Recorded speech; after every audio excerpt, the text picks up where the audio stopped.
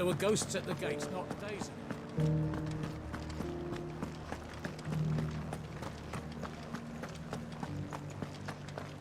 Those things I said before. So many were injured. Oh, Clive. What am I to do? My wards and I may soon be without a home. What's happened? The High Cardinal has descended from his lofty throne and taken up residence here in Northreach. The High Cardinal? Leader of the Council of Elders, second only to his Radiance at the head of the Imperial government. Not that any of those things still exist. Now he goes by his noble title, the Duke of Oriflamme. And what does he want with Northreach? He wants to transform it into a military stronghold, a foundation upon which to build a new Sambrec. He's already secured the support of the various army remnants, with promises that they shall be afforded the respect they deserve in his empire. One built on the confiscated property of the people. He would rob the populace to pay for it. Believe me, I have used every means of persuasion to discourage him from this folly. But for whatever reason, he will not listen to me. What does Captain Philippe make of this? When the town was under attack, it was him the soldiers rallied around. Couldn't he use that influence again? How? By speaking out against one of the most powerful men in Sambrec. A man whose stated aim is to revive the empire Philippe's comrades swore to serve, and to improve the soldiers' lot within it. The captain can offer them a regular supply of gruel, and an occasional trip to the Vale to help them forget the terrors they face each day. The Duke offers them a vision of strength and safety. No. Any attempt to incite mutiny would cost Philippe the support of his men, if it did not cost him his life. But given the mood around town, mutiny may yet be unavoidable. The people have little appetite for further deprivation, least of all when it serves only to elevate others. And who could blame them? Clive, would you appeal to the Duke on my behalf? For your services to Northreach, you have the respect of the soldiers, and they will take you to His Eminence if you ask them. And unlike Philippe, no bonds of loyalty prevent you from speaking your mind to the man. Well, will you try? You could hardly fare any worse than I did. I'll see what I can do. Thank you, Clive. Tell me then, where will I find this Duke of Oriflamme? In the garrison? Overseeing the troops, yes. All right.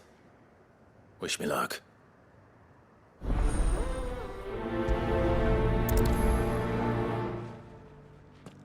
The fact that the soldiers trust you may well carry some weight with the Duke. He needs their support, after all. I only hope that you can make him see sense before he tears the town apart.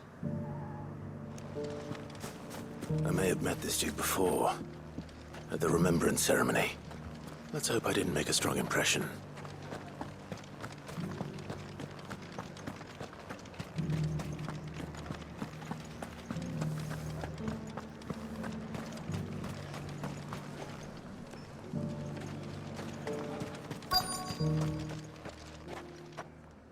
Halt! Oh, sorry about that. You're the dame's man, aren't you? You got some business with the captain? No, actually. With the Duke. I was hoping I might be able to speak with him. We're under orders not to let any civilians pass. But you should be all right. His Eminence has heard all about you and your heroics. Wait here. I'll go and ask.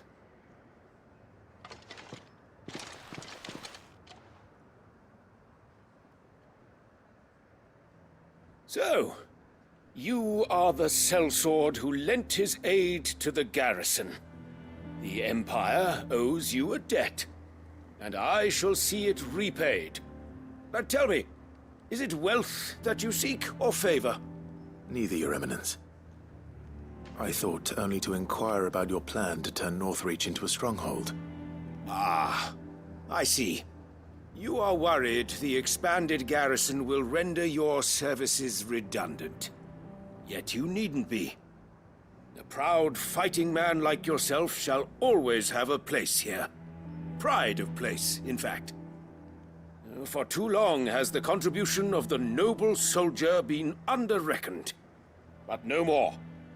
For it is they who shall see the Holy Empire rebuilt, beginning right here in Northreach. Why here, Your Eminence? The town has been fortunate enough to escape largely unscathed from the recent troubles. Her defenses are sound, and her garrison well prepared. Which is more than can be said for Oriflamme or Twinside. The Empire wants for a capital, and I believe Northreach to be the perfect place. With Caer Norvent as her citadel. Once we have seen to the refortification of both the town and the castle, we need only build a wall around both to create a city that would be the envy of the twins. Plans are already underway for the construction. Soon enough, these thralls shall learn that they are no match for the might of Sanbreque. I fear you underestimate how dangerous these creatures are, Your Eminence. Should they return in force, you will need all the people of Northreach to come together in defense of the town. Something they may be loath to do if they've been deprived of their worldly goods. The people will do as their leaders command. If Sanbreque is to be rebuilt, she will require a functioning government. One whose authority is beyond question. That is why this levy is necessary. So that any man who wishes to join the army might do so and be fed, outfitted, and paid as befits a defender of the Empire. And yet there are those who persist in peddling the treasonous lie that I seek to steal from the people and drive them from their homes. I suspect they're afraid of losing what little they have left. Precisely. The common folk have little and less, and you mean to deprive them of even that. You would sow the seeds of your new empire in your own salted earth. Sabine, we have discussed this. Yes, and I told you then how putting the empire before her citizens would lead only to revolt. Without an empire, there are no citizens. And in yours, there will be only beggars. Is that what Griga wills for her people? Do not take her name in vain, Sabine. I'll come back later. A citizens' revolt. I wonder what the people really think of the Duke's plan. It wouldn't hurt to ask them, I suppose. Let's begin with those on the other side of the wall. Sabine, you are embarrassing me. You're embarrassing yourself.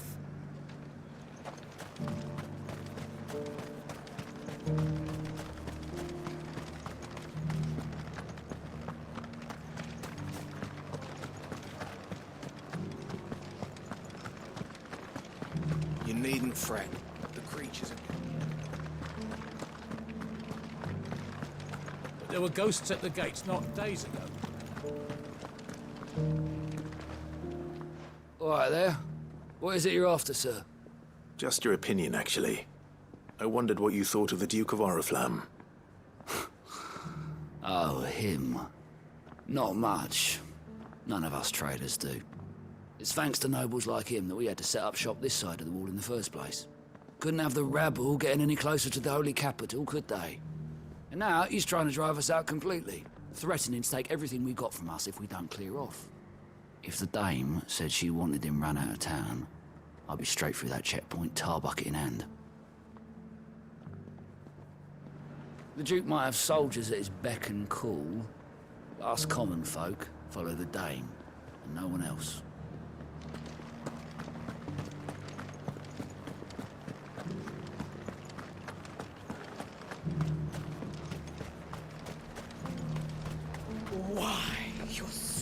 This is ripe. I've been hearing a lot of talk about a certain duke. Nothing good, I'll wager. Going around acting like he owns the place. And with hardly a word to the dame. This is her town, not his. I take it you'd rather she was in charge.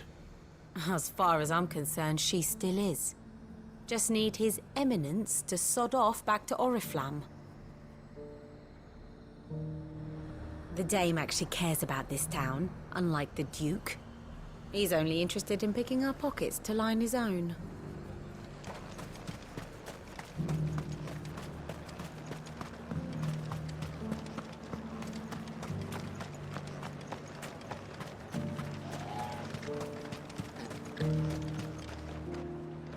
A question, if you don't mind. What do you think of the Duke of Oriflamme? Don't get me started. You build a life for yourself somewhere, earning for some noble to turn up and tell you you've got to hand it all over to him. If he thinks his name and his chains give him the right to empty our purses, he's in for a rude awakening. We'll do whatever it takes to keep what's ours. Whatever it takes. Well, the people seem united enough. What about the soldiers? If he comes calling, the only thing I'm giving the Duke of Oriflamme's a piece of my mind. Maybe a smack in the gob. I heard the dame got an icon to rid the matter.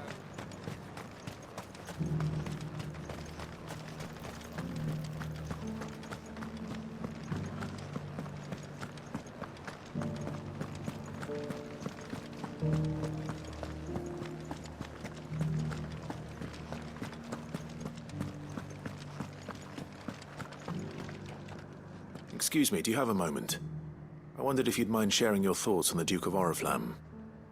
Well, he's made a lot of enemies coming in the way he did. I mean, look around us. You can see the state the realm's in. The traders might not like having the screws put on them, but if they volunteered a few more of their hard-earned gil before things got bad, maybe they wouldn't have to. I think the Duke's got a point when he says rebuilding the Empire's the best way of making sure we're all protected. And if that means people who don't know one end of a sword from another have to make way for those who do, well, that's just how it goes. I mean, it'd be nice if we could all do whatever the hell we wanted and not end up being torn to shreds by a swarm of fiends. But we can't, so we've got to make sacrifices, just like the Duke of Oriflamme says.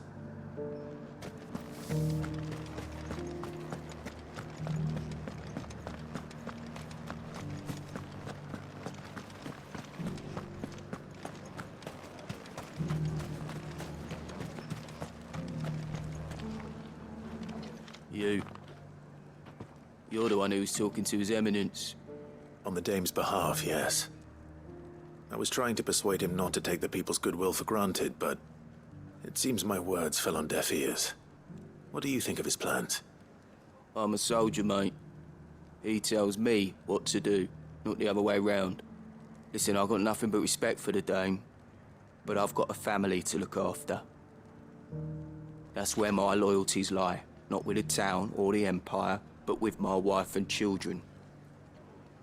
If the Duke can get us cement and the equipment we need to fight off those blue-skinned bastards, I don't care how he does it. I wouldn't be here today if it wasn't for the dame, but I'm with the Duke on this one. If turning this place into a fortress is what it takes to protect my family, I'll do it. As long as you remain, the veil will... Sabine, you are embarrassing me. You're embarrassing yourself. I hear the Duke of Oriflamme plans to turn this town into some sort of fortress. Do you think that's a good idea? It's not for me to say. All I know is that unless the Emperor orders me otherwise, His Eminence's word is law.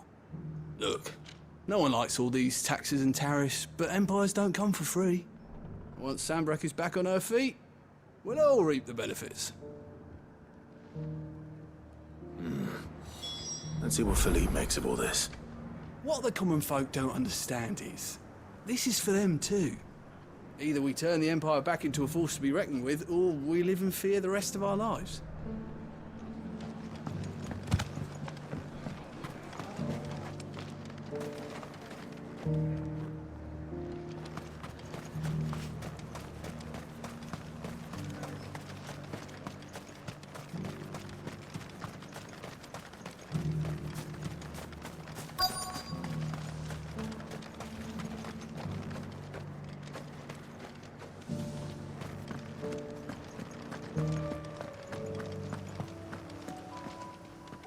Captain, do you have a moment?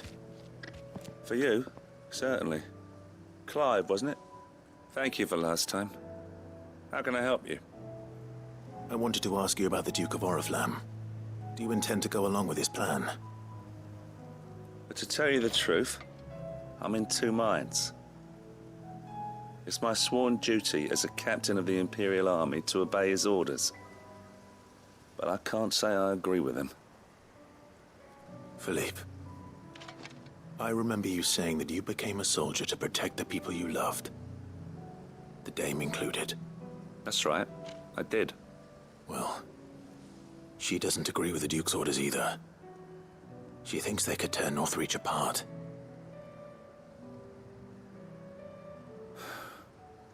And she's probably right. Thank you, Clive. I know what I need to do now. Protecting the people I love is what matters. Doesn't matter how. Well, duty calls, so I better go. Thanks again.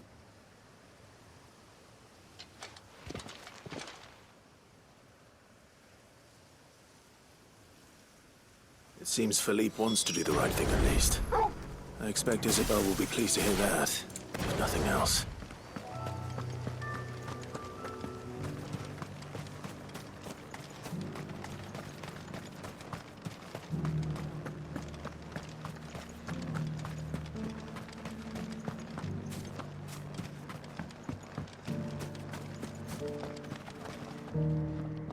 Ah, Clive. How did you fare? Were you able to speak with the Duke? I was, but...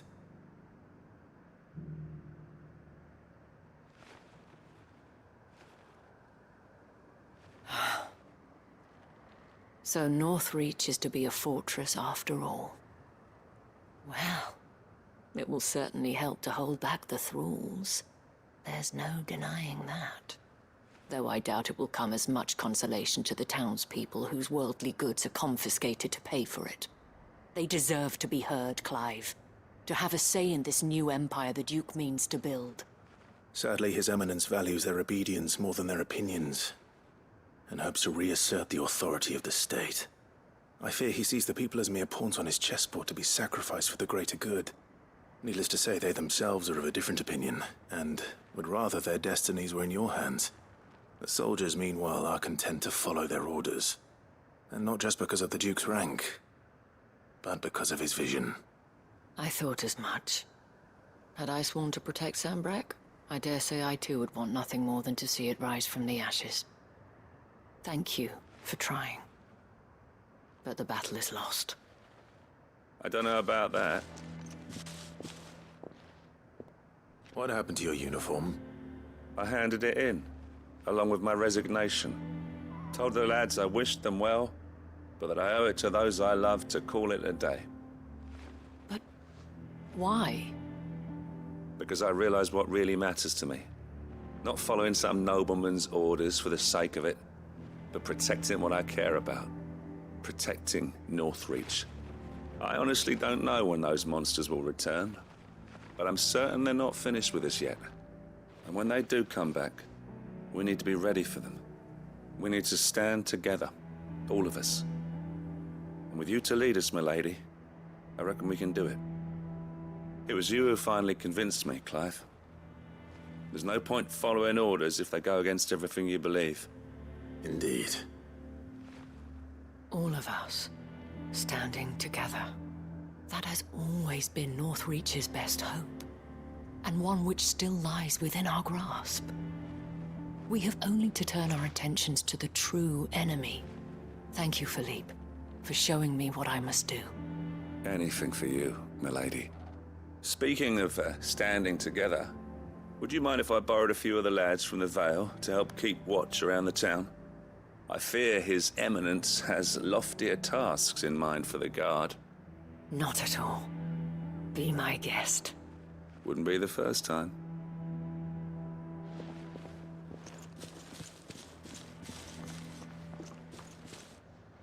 There may be hope for Northreach yet.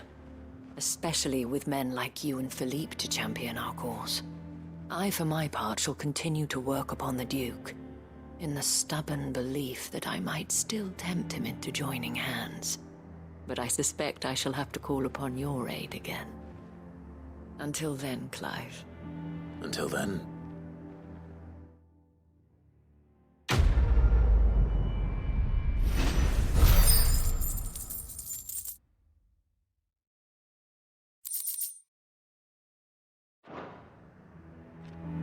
Despite my repeated advances, His Eminence has proven a difficult conquest. Fortunately, I am nothing if not persistent. But, be that as it may, I might yet need you to press the point.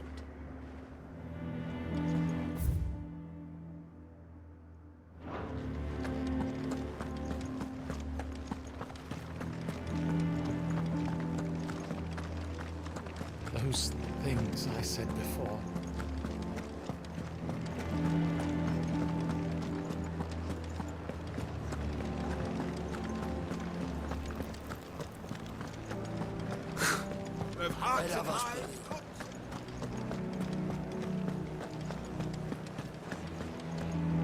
I swore to protect this town and the people I love. I don't need a uniform to do that.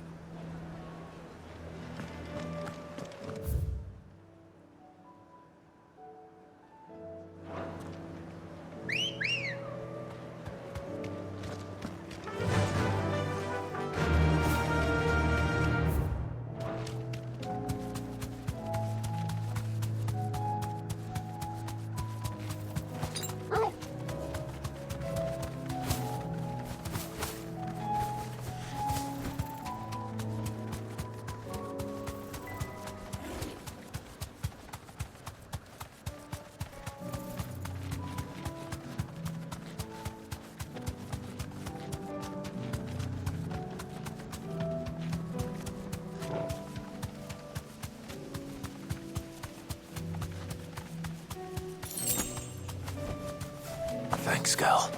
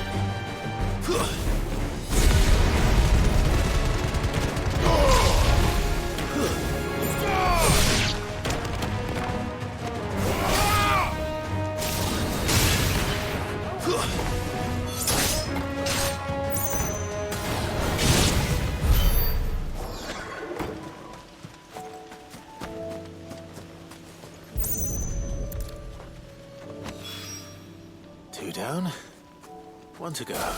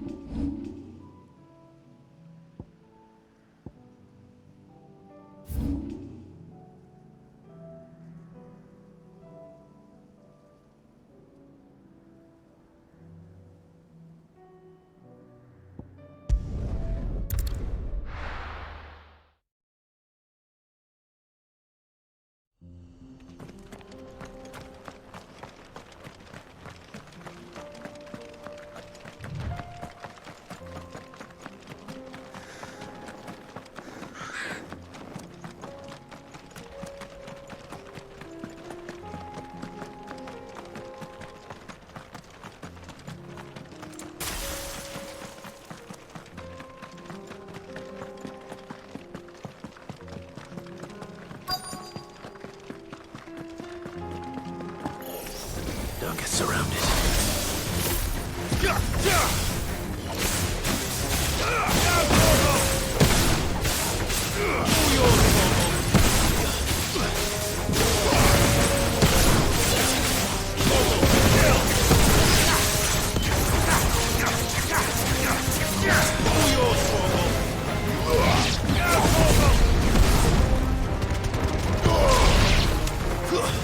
Stay down.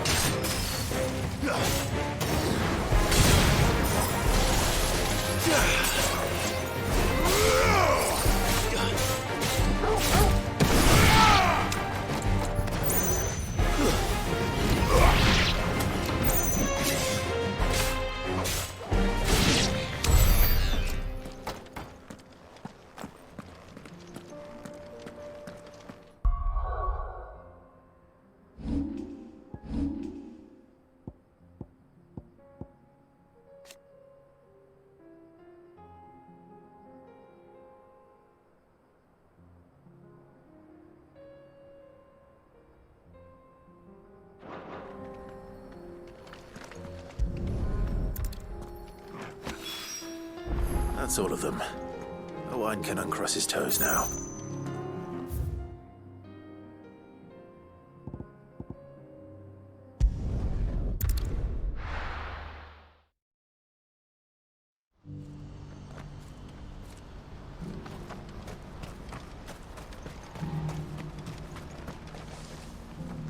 Ah, Clive. You'll be pleased to know that the negotiations are progressing well. That is good news. Yes. Our comrade in Randala has just sent word that the contract should be signed very soon. But I still have much and more to prepare. It's a huge undertaking moving this many bearers at once. You couldn't do me a quick favor, could you? What is it this time? More wild beasts? Nothing like that. I just need you to go over to the caravans and ask El how long we have until the bearers arrive. Find out exactly how much faster I need to get all these supplies moved. All right. I'll go and ask. Thanks, Clive. I owe you one.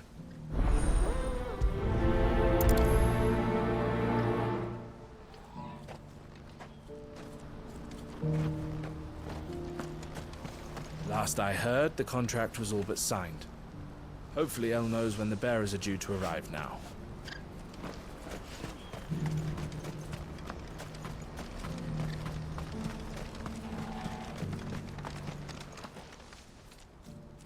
Don't blame yourself, El. This is their fault, not yours. I know, but... No buts about it, all right?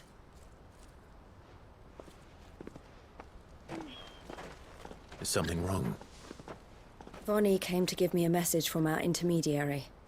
The talks with the Republican army have fallen through. They've reached an agreement with the Silver Peak Consortium instead. Though prices have fallen of late, we deliberately offered above the going rate to try and deter other bidders. But the Consortium offered double what we did, and the army jumped at the chance. And you had no opportunity to make a counteroffer? None at all. And we were so close. El? What's happened? I saw Vonnie leaving. She didn't look happy. And with good reason.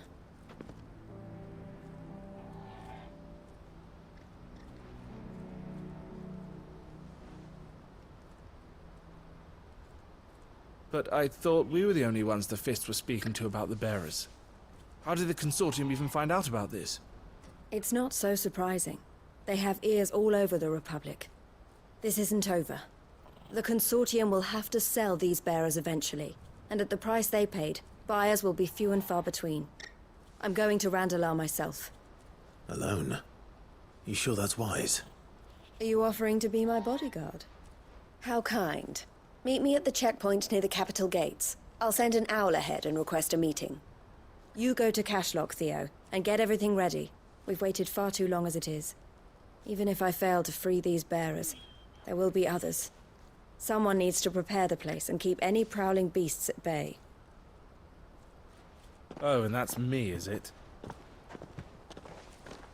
Well, it looks like I'm following orders till she gets back from meeting the Silver Peak Consortium, who've been doing their best to undermine our scheme. She'll never join them after this, surely. No, she said it herself. She still has plans for Cashlock, even if this one falls through. She means to stay with us then. I can't say I'm not happy to hear it, but...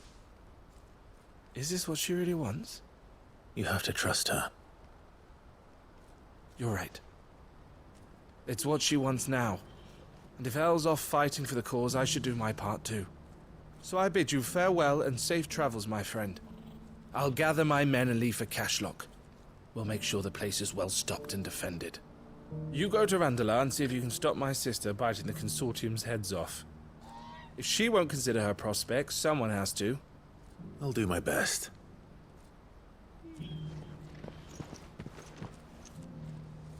All right. To Randala, then. I'd better not keep Eloise waiting.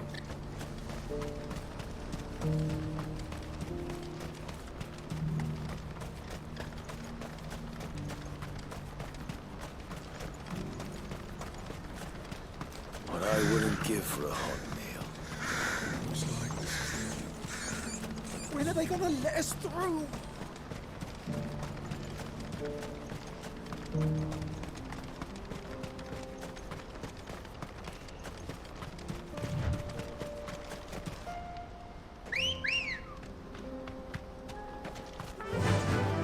Run like the wind.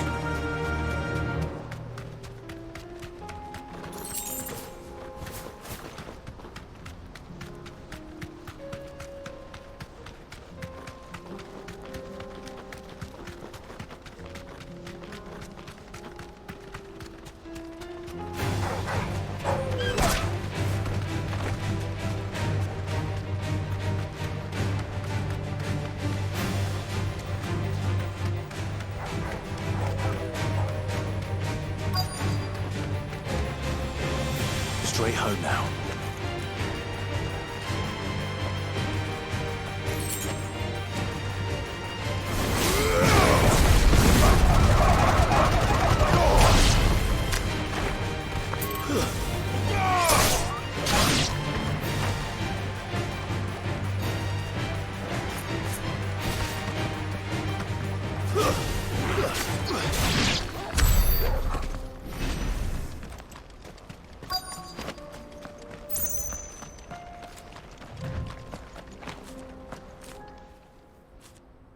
I hope I didn't keep you waiting. Did you arrange to speak with the Consortium? Here they are now. You wish to consult with me? I did. It's about the bearers you recently purchased from the Fist.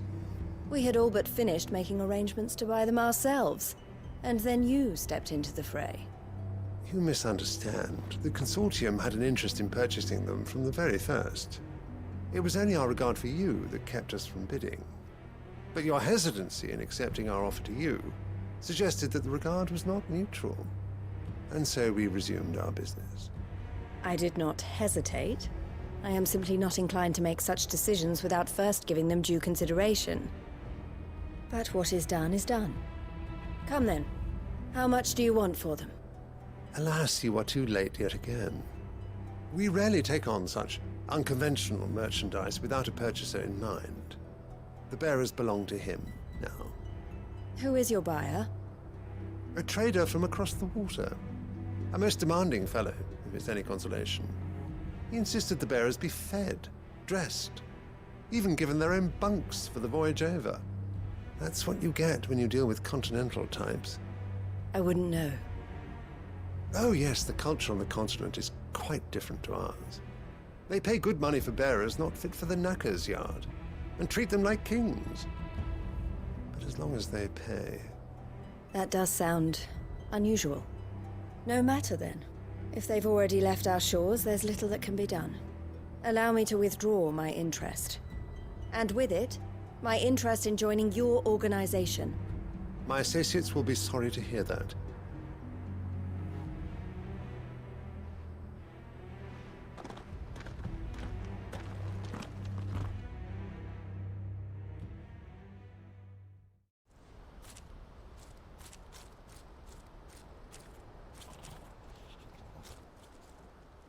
I'm sorry you weren't able to save them. As am I. But I only have myself to blame. He was right, you see. the Silver Peak Consortium did intend to buy those bearers before I did. Their representative hinted at a possible purchase when he came to recruit me. I feigned interest in joining them in the hope he might be encouraged to tell me more, and he did just that.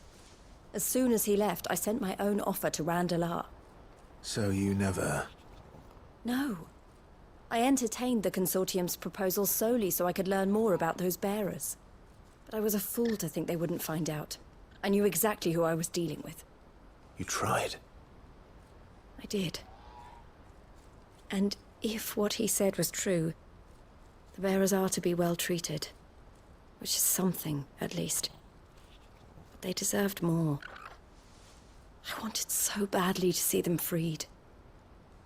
Eloise! Eloise! Word from Cashlock.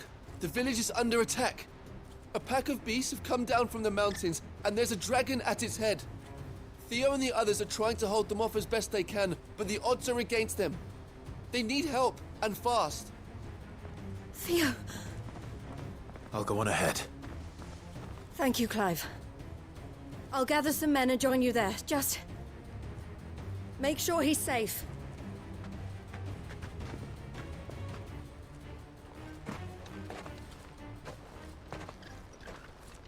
Hold on, Theo. I'm coming.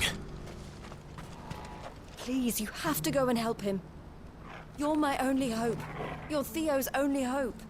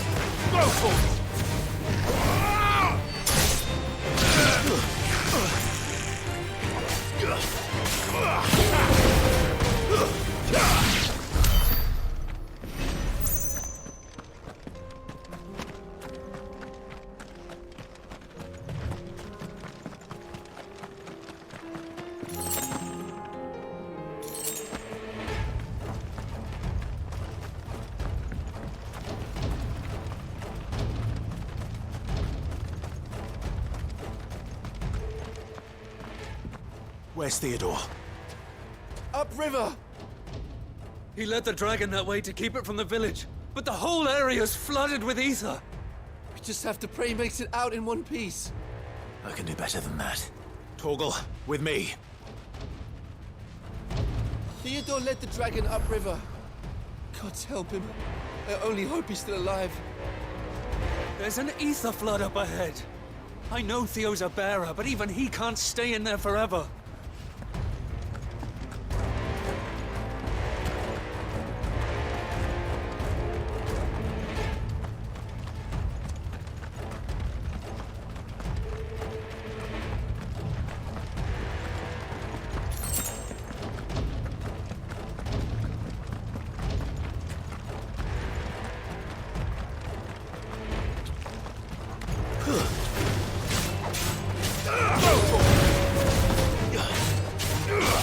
This one.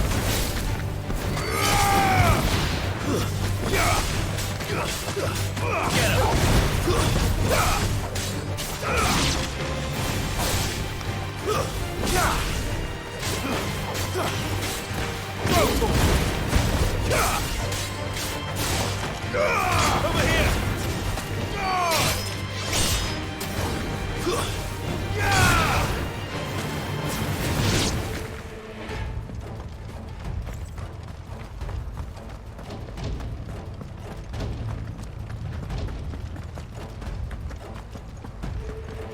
Where are you, Theo?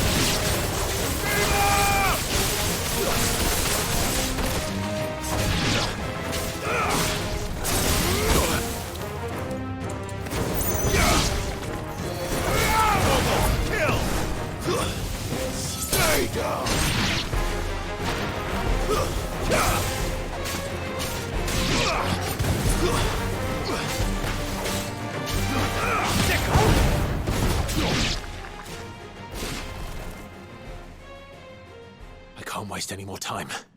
I need to find Theodore before that dragon does.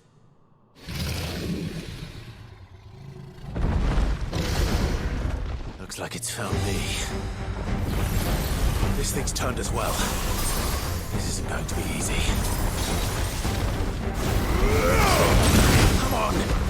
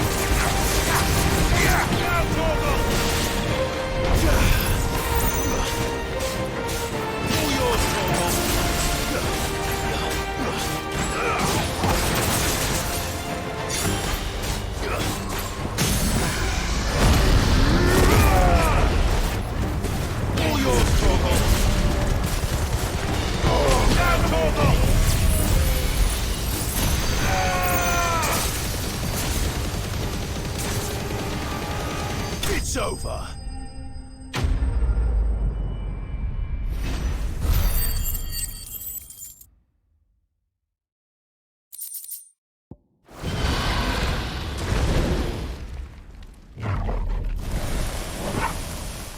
Clive? Theodore, you had me worried for...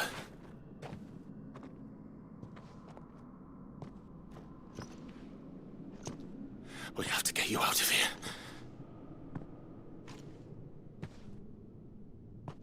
I think it might be a little too late for that. Bearer or no, there's only so much ether a man can take, and that Drake just wouldn't let me leave. You have my thanks, Sid, for finishing what I could not. For keeping Elle's dream. Theodore!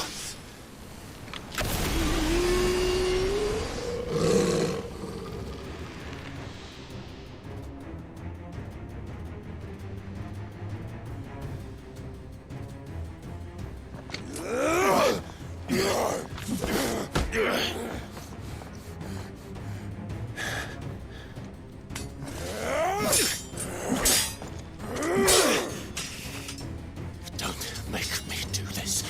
Stop it, Theo! Stop! Stay back, Eloise! He's turned. And so will you!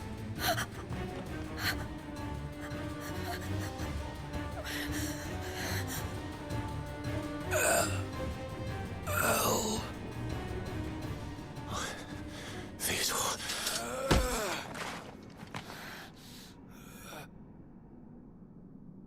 Take care of my sister. Theodore. Wait. Goodbye, Elle.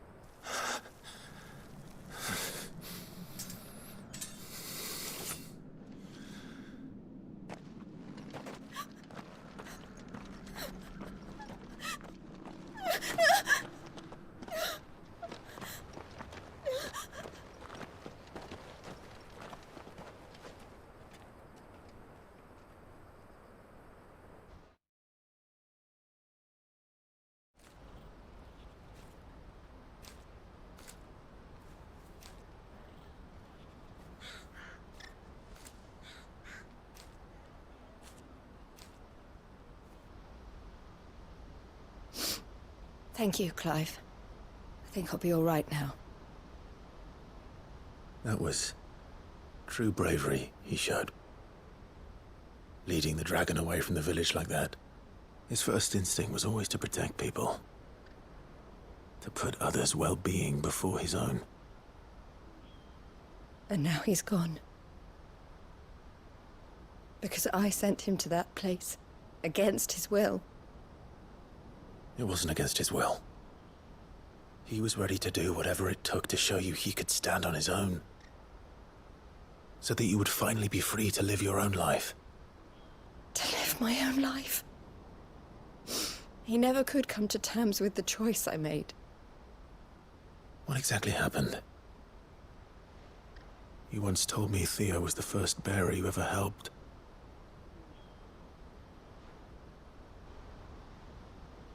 We grew up in Canva. We were born to one of the great trading houses. And I was chosen to inherit the family business. I had my father's head for figures, you see. Theo did not. While I studied the art of commerce, he played at soldiers instead. A late bloomer, in more ways than one, For unlike most bearers, it wasn't until his 15th summer that his powers awakened. My parents tried to drive him out of the house and into the care of the constables. But before they could, I took him into mine. Theo told me something else. He clearly admired your devotion to the cause of freeing others like him from slavery. But he said you deserved a better life than this.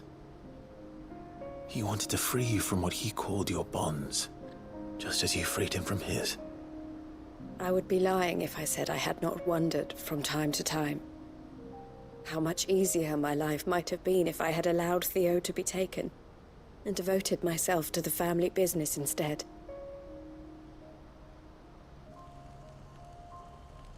But I have never regretted the decision I made. Being with my brother meant more to me than tradition or reputation. I only had to look at him to remind myself of that night and the choice I made, and the fact that I would make the same choice again in a heartbeat.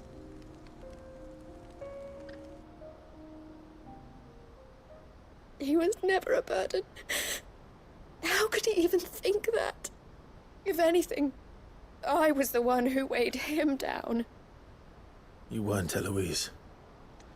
He said it himself, that he had always been grateful to you for saving him, and that he wanted to repay you by letting you live the life you were denied. Neither you nor Theo weighed each other down. You loved one another. You did whatever was necessary to continue living your lives together, and you always would have. You're right. All I ever wanted, all I ever did, it was so we could be together. Oh, Theo, why did you have to...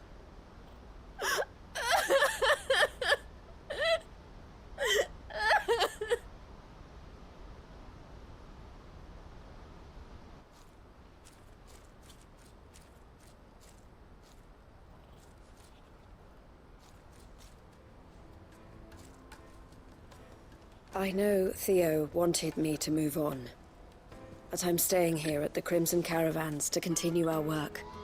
We can make a difference here. We can help people, save them. I need nothing more from life than that. So I'll carry on doing what we do, ensuring that goods, people, bearers get where they need to be, bringing smiles to people's faces, just like we always have, and to Theo's, wherever he is. This is the life I have chosen. The life I will always choose. I've made a choice of my own, to continue helping you however I can, whenever you need it. Thank you, Clive. Let's go on together then. For Theodore.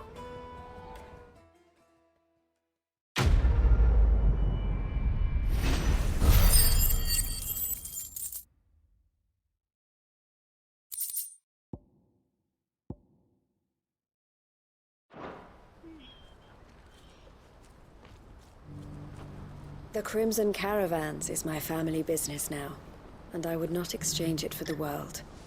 I brought Theo here to be safe, and I have never looked back since.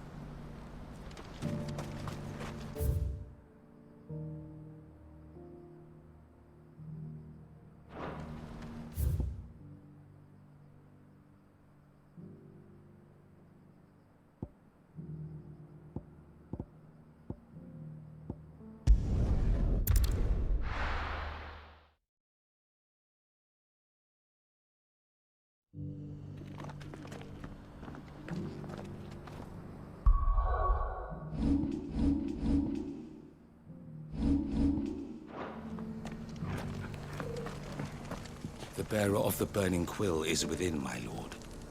Prithee enter.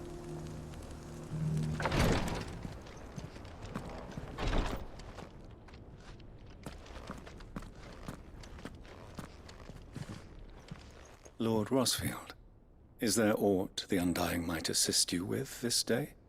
Perhaps. My brother said that your order was helping him with his quest to uncover Ultima's origins. Have you learned anything of note since last we spoke? Little and less, I regret to report. I see. Be assured, however, that we will not rest until the truth is known. Even now, our archaeologians scour ruins in every corner of the realm for traces of Ultima's touch. Fallen ruins, I take it. Dating back as far as Phoenix Gate. Indeed. Ultima's thralls are oft sighted among the remnants of the fallen civilization, as if protecting the secrets concealed within. Secrets we'd see unearthed. Should our methods be of interest, my lord, mayhap it would please you to observe some of our number at work. Would that be possible? Of course. A survey is being conducted not far from here. Perchance you are familiar with Kretov, a small hamlet built around a fallen airship. I was due to visit my colleagues there to collect their preliminary findings, but if you would consent to do so in my stead, I'm sure that they would be honored to relate any discoveries they have made to you directly. All right. I'll go and meet with them. They will be most gratified, I am sure. Might I suggest you take the road through Titan's Wake? It will lead you straight to the village after but a short walk. Thank you. I will. I wish you a safe journey, my lord. May the Firebird's flames burn ever in your heart.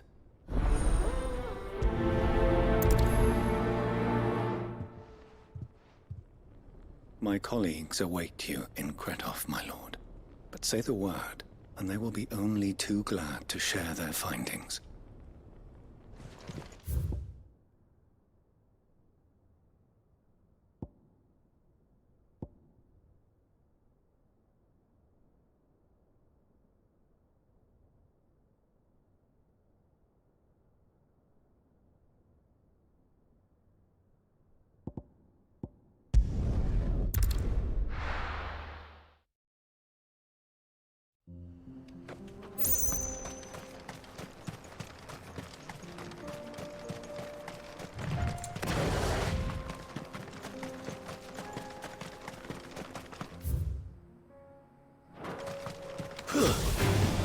All right.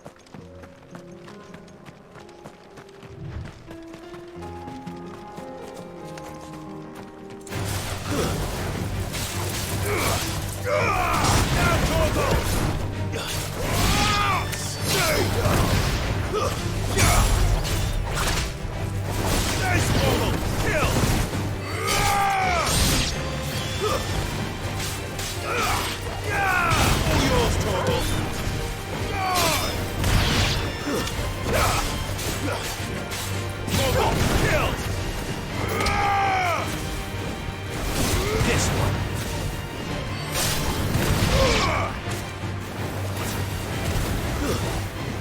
Stay down!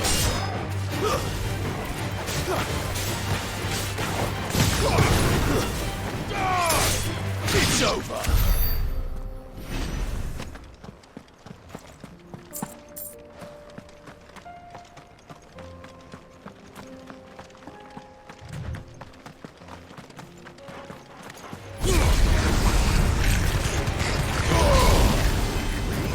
All yours, Torgal! Come on! Down, Torgal! All yours, Torgal! Down, Torgal!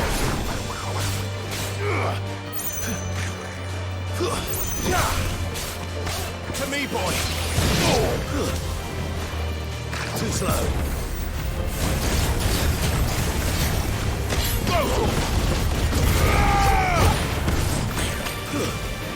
Stay down!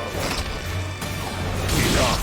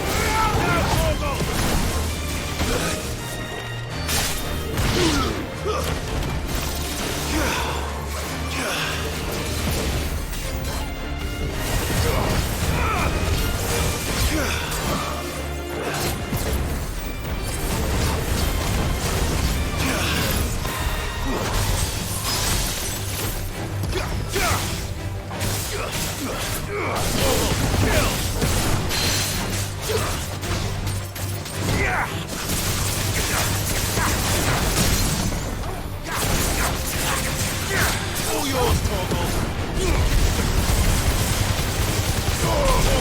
Kill! I've heard Torgal.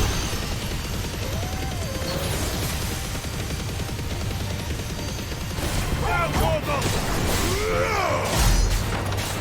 Torgal, kill! Come on!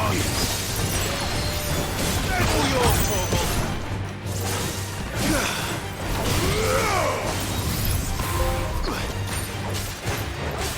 Now, Torgal!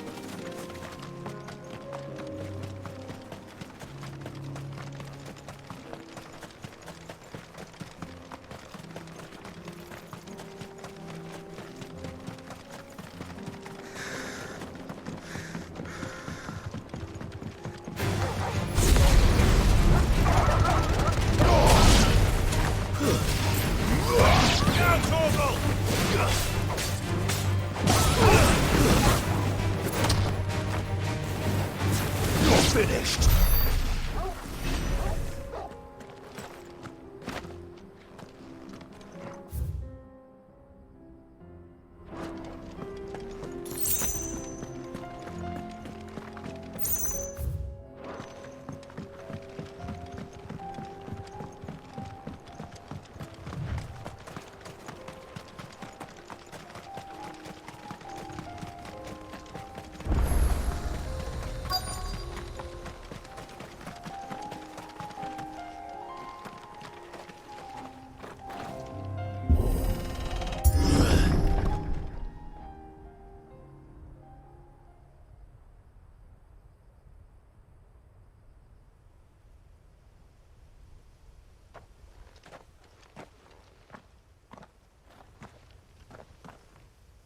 Oh no.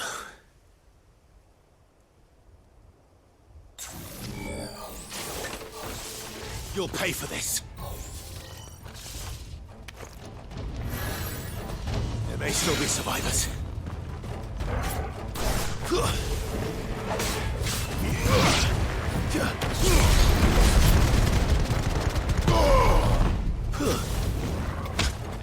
Farewell.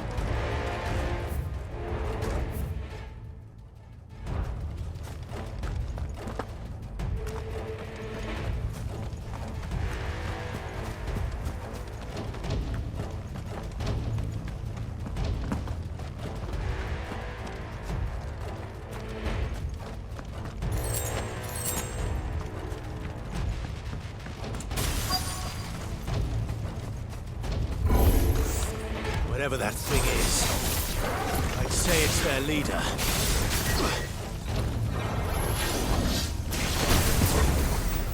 Too slow.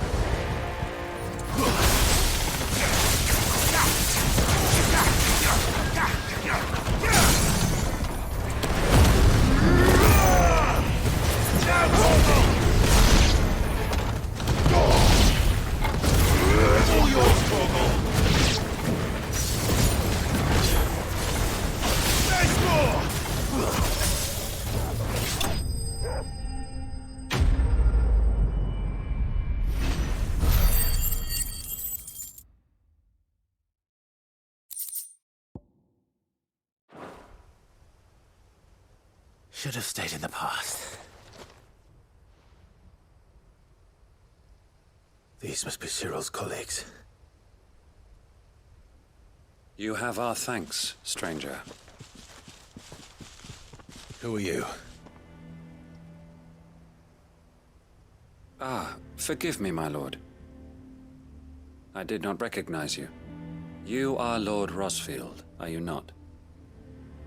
We are archaeologians, tasked with surveying this site. When the echoes appeared, our brothers here occupied their attentions. Thanks to them, and to you, we were, for a mercy, able to see our duty to its conclusion.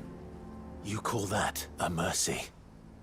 Your brothers might still be alive if you put their safety before your duty.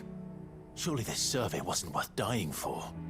We are charged with uncovering Ultima's origins. A duty of the highest import, as I'm sure you will agree. And you think your dead brothers would agree with you too? I know they would. They gave their lives for the cause, an honor to which all Undying aspire. Now, to what do we owe the honor of your presence, Lord Marquis? Cyril told me of your work here, and I agreed to collect your findings in his stead. I see. That is most kind. Pray, take them then, with our humble thanks. May the Firebird's flame burn ever in your heart, as it does in ours.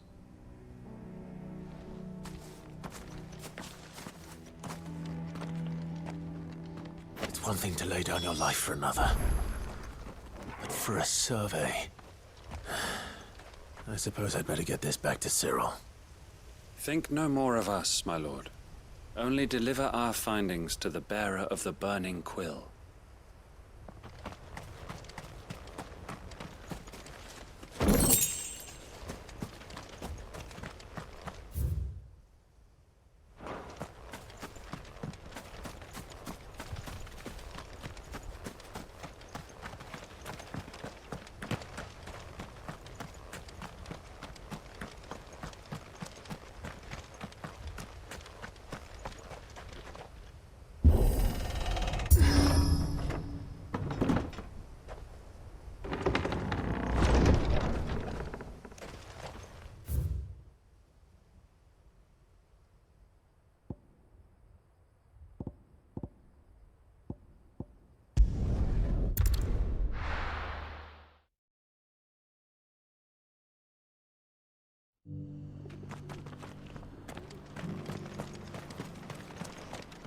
Here, Take a look at my wares.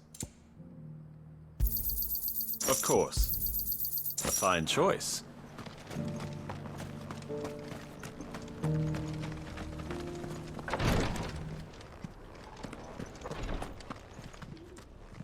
Ah, you are returned, my lord. I collected your colleagues' preliminary findings. Here, take them.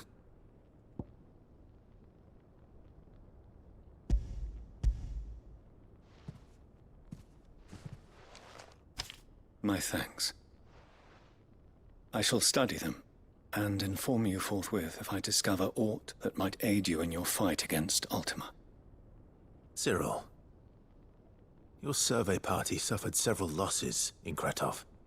Losses which could have been avoided, had the others not chosen to complete their work, instead of saving their friends. Were these your orders? No. This was their choice. Every Undying devotes his life to the service of the Phoenix. It is our sole duty, and should we die in discharging it, so be it. Even when death is avoidable. My lord, I fear that this is not a point over which it would be fruitful to argue. The Undying have served the Phoenix for countless generations, and your opinion of our methods, however earnest, is not like to change them. We live to serve the Phoenix. Our very order exists for that purpose, and that purpose alone. Cyril, I know that you and your brethren answer only to Joshua, but allow me to offer you a word of advice. It does not further the cause of the Phoenix to have his loyal followers surrender their lives without good reason. Provide your survey parties with an escort, that they might live to do their duty for years to come. Think not only of how you can serve the Phoenix, but how Joshua would want you to serve him. Please. For all our sakes. I thank you for your advice, my lord. If you will permit me to respond, our faith in his grace, Joshua Rossfield, is absolute. And we of the Undying will do what we believe is right to fulfill our duty unto him. As first shield to the Phoenix, I am sure you understand what it means to do one's duty. I do. Then we are of the same mind. And it is my hope that we may continue to do our duty together.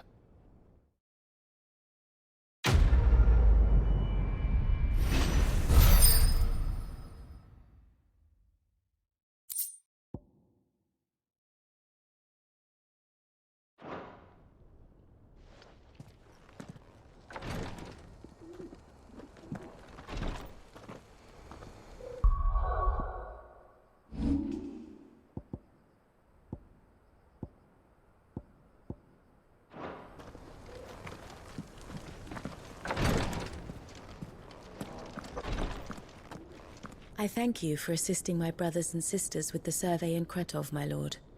There are magics beyond mortal ken hidden among those ruins, and others like them. If we can learn their secrets, mayhap we can use them to resist Ultima's might.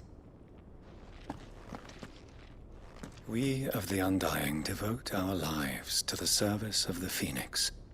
And you, my lord, are his sworn shield. Sworn to protect him from any danger. We both have our duties, so let us see them done.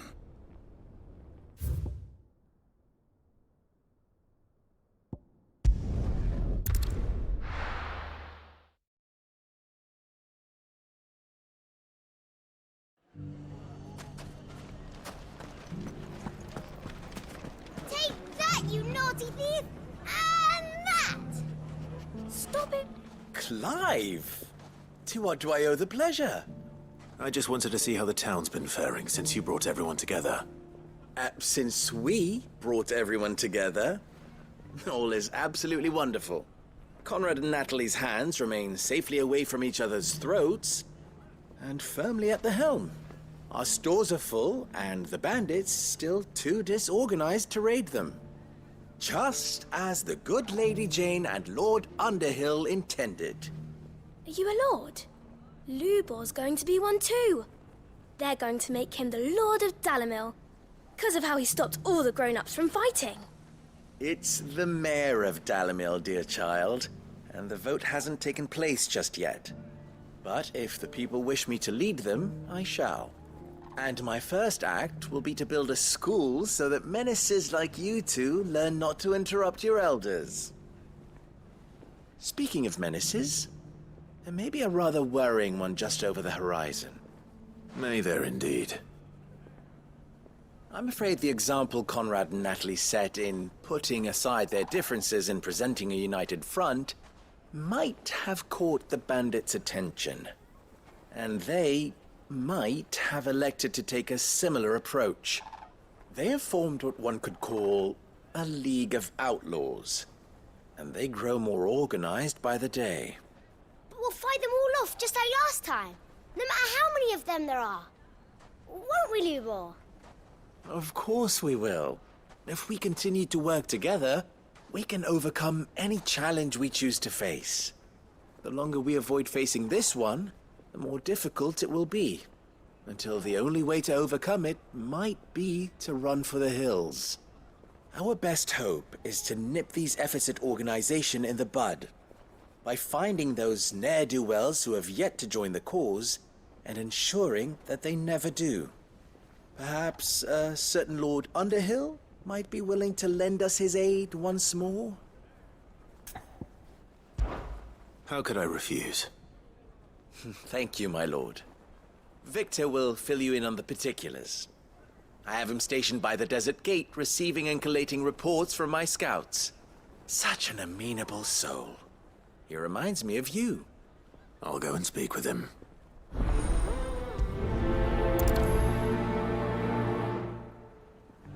Victor has been collating reports on the bandits' encampments.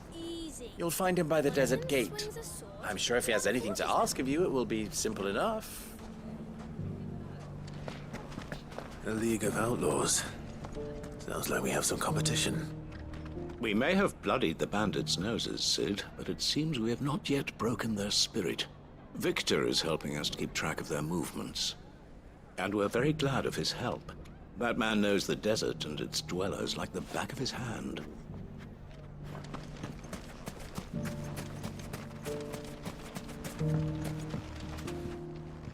Still in Dalamil, Victor? Ah, Sid. I thought you'd have returned to Cosnes by now. I did. Then I came back. I've developed something of a fondness for the place. And having worked so hard to see it saved from one fate, it would seem remiss to abandon it to another. A sentiment Master Lubor certainly isn't shy about exploiting. Hence my doing his bidding yet again. You're not the only one. What does he want you to do? He asked for my aid in putting down the bandits. And he said that you might be able to help me find them. Then you've come at just the right time. I was on my way to speak with Conrad about how to organize our forces. There are more camps in the vicinity than we can safely strike at once. But we must strike together, and we must strike soon at as many camps as we can. We can't give this league of theirs time to rally its forces. All right. Which camp shall I take? There's one upriver. Just out there, across the dunes. Leave it with me. The camp is in the desert to the north of here.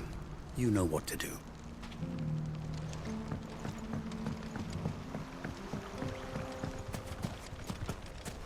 If those ne'er-do-wells want to band together, let them. They'll be no match for us. Good girl.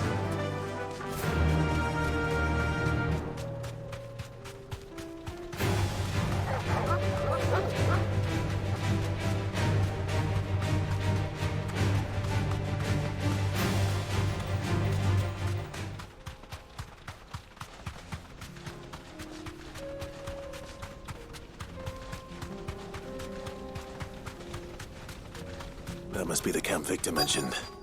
Come on then, Toggle.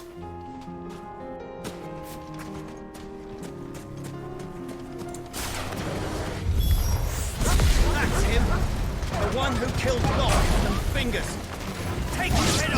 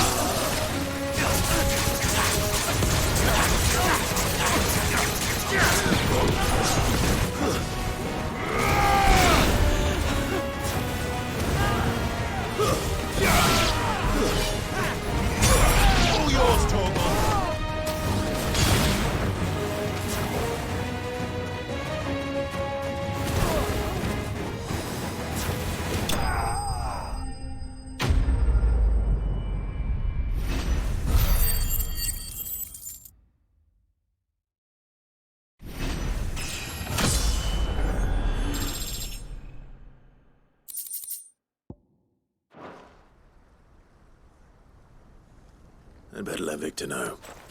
Sid, where are you?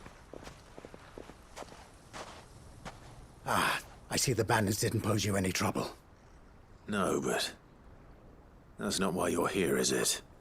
No. Something's happened. We need you back in Dalimil. What is it? The whole town's in uproar. They're saying that Lubor is a bearer. What? Seems that one of our parties wasn't as thorough as they should have been. They let one of the bandits escape, and his escape route took him right through Dalimil. Some of the children spotted him, and he was about to silence them. And when Lubor felled him with a bolt of magic, and without a crystal. But that's not possible. It is, if he's a bearer and has been hiding it all these years, which is what people are saying. If he has, well, I wouldn't blame him. No man is branded by choice. Still, all those people see is a man who's lied to them all his life. One who was made a leader of himself when the world believed he should have been a slave. Fuck. I don't know where we go from here, but I know one thing. Lubor needs all the friends he can get right now. You're right.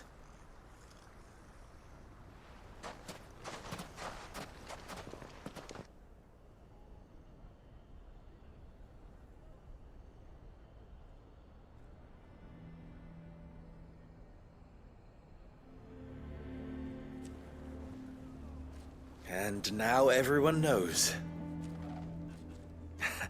I made it a habit to keep a crystal close at hand for just such an occasion. And when that occasion arose, I forgot to reach for it. Well, it was bound to come out sooner or later. We're sorry, Lubor. We tried to keep running, but we just couldn't anymore. There's nothing to be sorry for. I rather enjoyed playing the hero for once. All that matters to me is that you two are safe. Look at him talking to his betters like it's nothing. All lies, I'll wager. Just like the ones he fed us all these years. Once people make up their minds, it's hard to change them. We need to do something, and quickly. Convince the people not to let their prejudices blind them. Convince them that nothing has changed. That their enemy lies outside these walls, not within them. You're right. We should speak to everyone. I'm glad you agree. I'll handle the townsfolk. I'm a Dalmec born and bred. They listen to me. You head to the tavern. Make Conrad and Natalie remember who Lubor really is. They know that Lubor and I are friends. I might not make for the most impartial of interlocutors, Lord Underhill of Randalar's League of Merchants, however, is a trusted and impartial mediator of note. I'll do what I can. Lubor, stay here with the children. I can't promise anything, but we'll try. And that is all I can ask of you.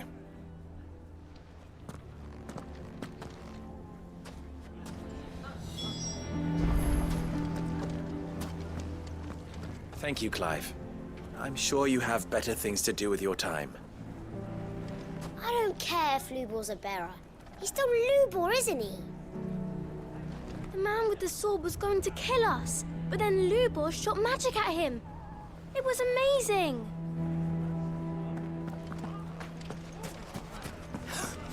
Why are you taking the bearer's side, Victor? Are you one too? You know I'm not. Just listen.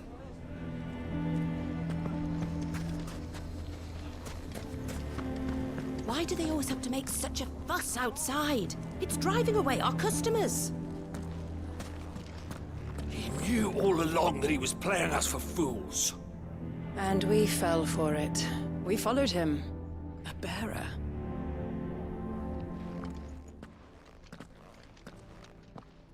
Forgive me for disturbing you, but could I have a moment of your time?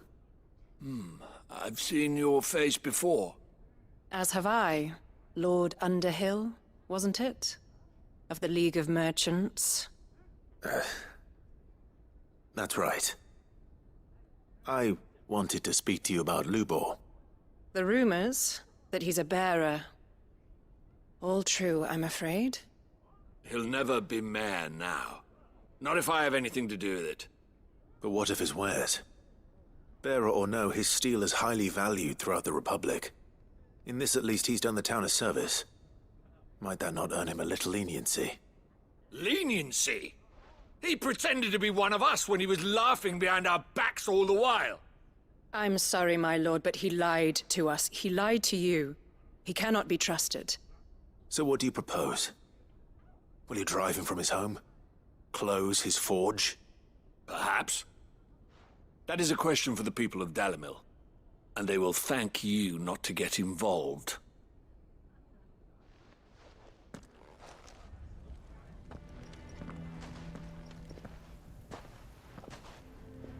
The townsfolk have made their minds up. There was nothing I could do. Nor I. Conrad and Natalie refused to consider anything but their own wounded pride. You never know. Once their anger is cooled, they might see things differently. For now, we should report back to Lubor. All right.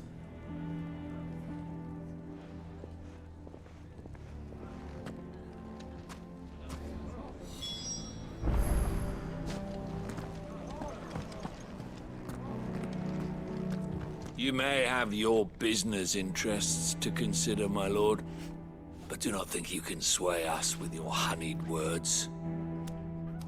Lubor has been lying to us from the beginning. How can we trust him?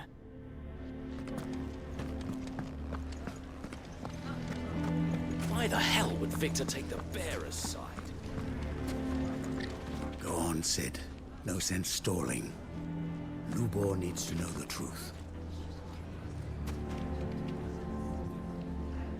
I assume the situation is hopeless? There's still hope.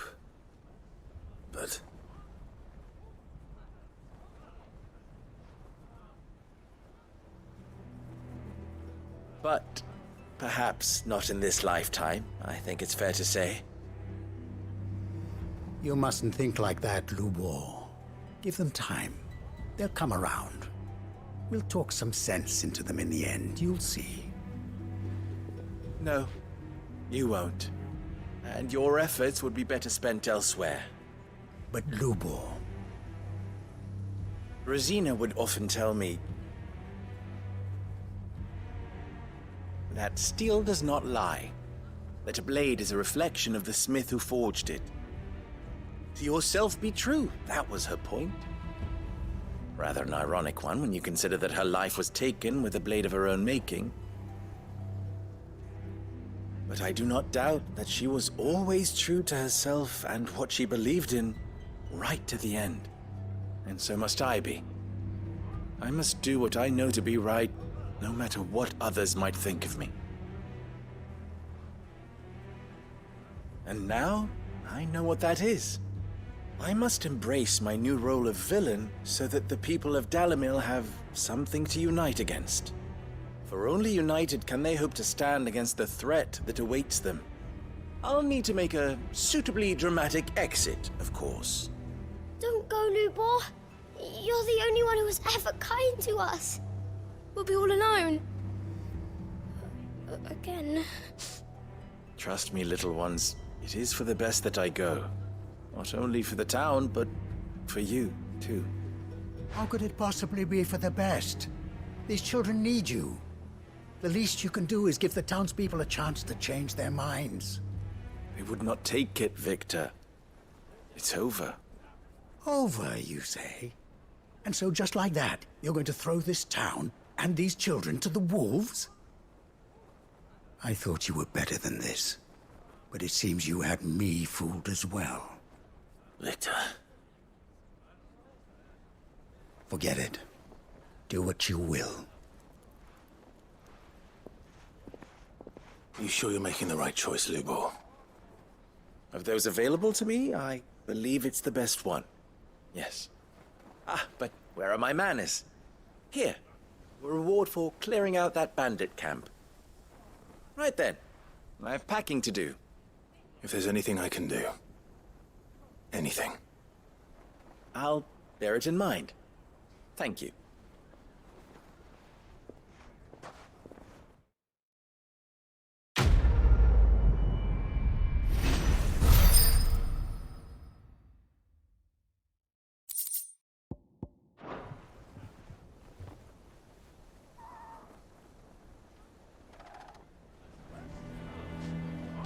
Why is everyone being mean to Lubor? He didn't do anything wrong. I'm going to go with him. Why didn't he tell us? If you're going to try and convince me to stay, save your breath. I will not put those children at risk.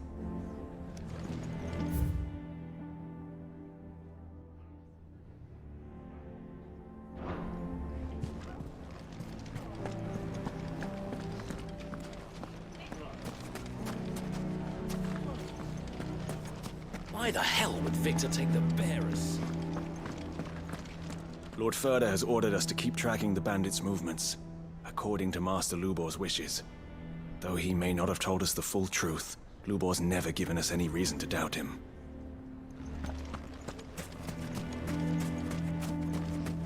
None of the stalls were plundered this time, thanks Peter Gilbert.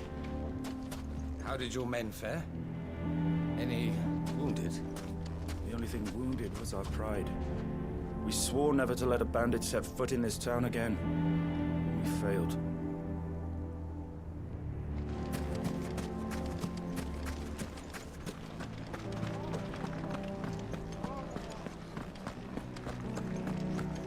Why do they always have to make such a fuss outside? It's driving away our...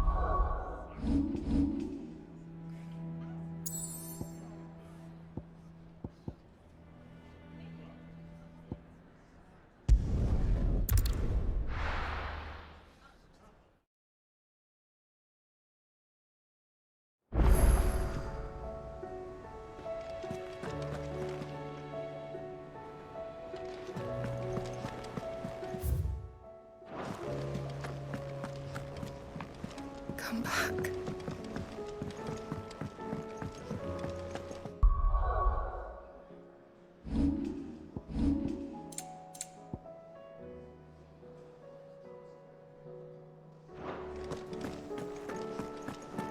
The stew's awfully thin these days. I will not forget this kindness, my lord. I shall go to Eastport, but as soon as the rebuilding work is complete...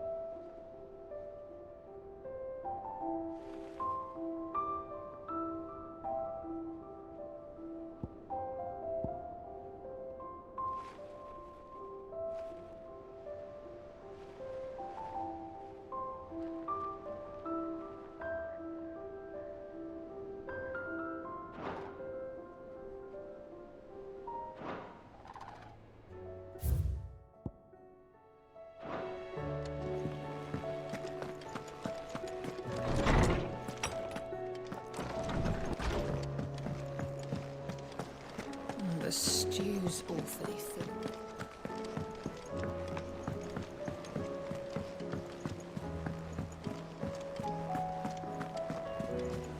Covered in nicks and lumps, the lot of them.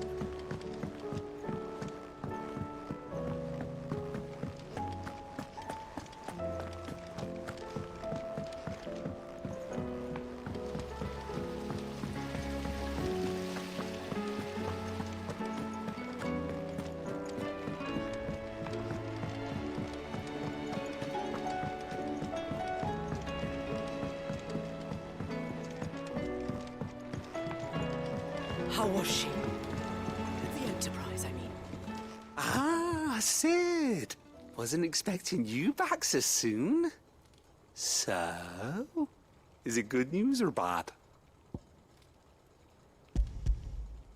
Good, thankfully. Here. Ah, that's brilliant.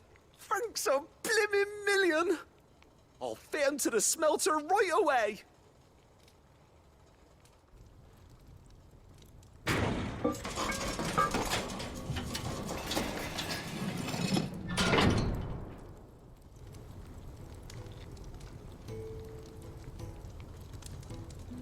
May I present to you the Telemon Furnace? Ain't bad, is she? She's a beauty. You saved my bacon again, Sid, and I ain't about to let your good deed go unrewarded. It's fine, really. My bag's flexible enough already. Oh, don't say that. I'm sure I can make a few improvements to it yet. You could just buy me a bigger... How about that clasp? Looks a bit stiff. Reckon you could loosen it up and make some more room? And I reckon I know how. With a new alloy we've been working on. The Telemon Furnace was just what we needed to perfect it. It's a metal, see? So it's lovely and strong, but it's also, well, stretchy, if you can believe it. Stretchy metal. Well, if you insist. That is the spirit. You'll love it, I promise.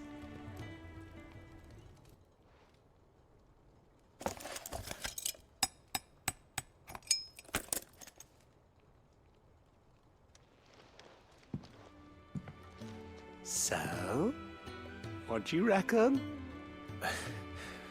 It's actually quite ingenious. Thank you, Owain. Shh, don't mention it. You earned it. And I wanted to get some practice in using that metal anyway. Reckon we'll have all kinds of uses for it around the hideaway. Can't think of any right now, but that's our job, innit? Dreaming up new ways to make life easier around here. Maybe even out there, too. One day, the whole world's gonna know about the inventions you've helped us put together. That bag of yours will be the first of many. You mark my words. They'll hardly believe their eyes, I'm sure.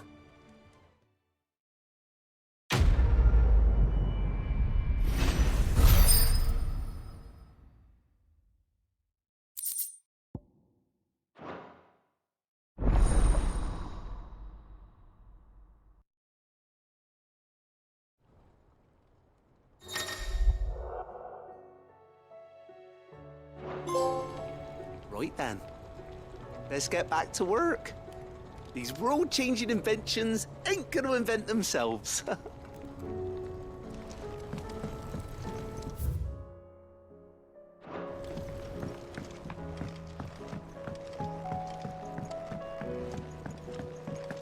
So, she don't need sails.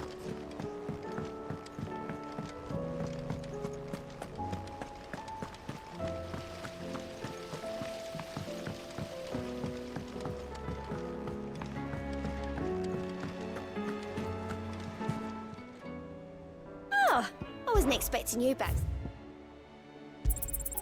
Here you are. Best of luck out there, Sid.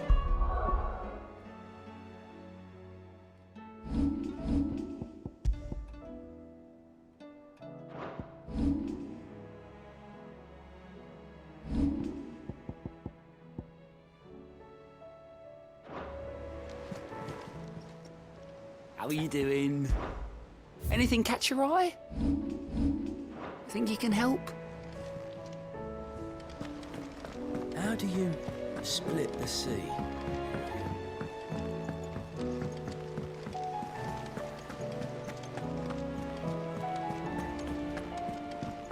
Come back.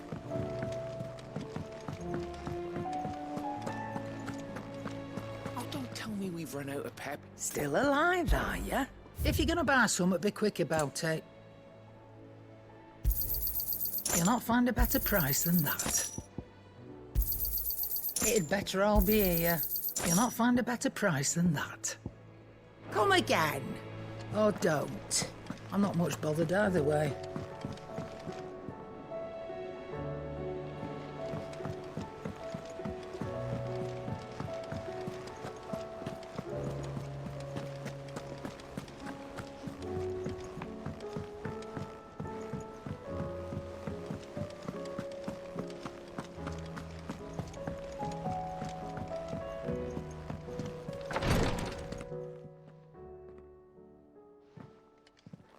How are you feeling, Joshua?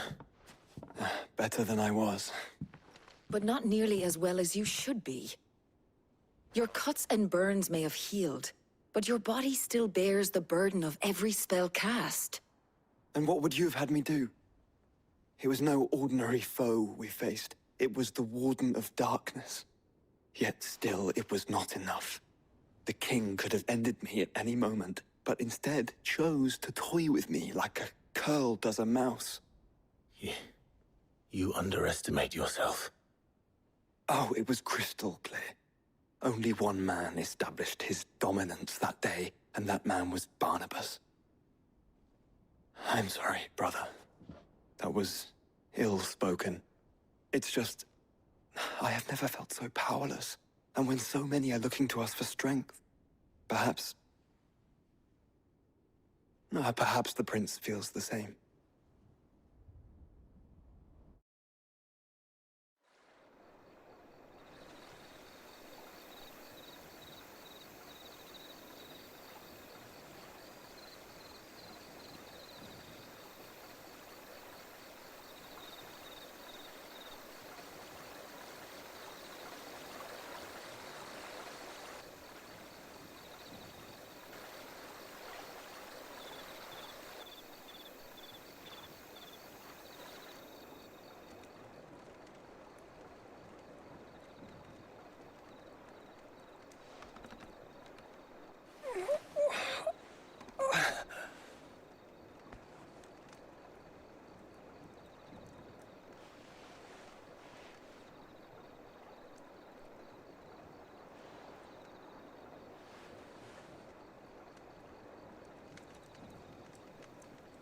What is this place?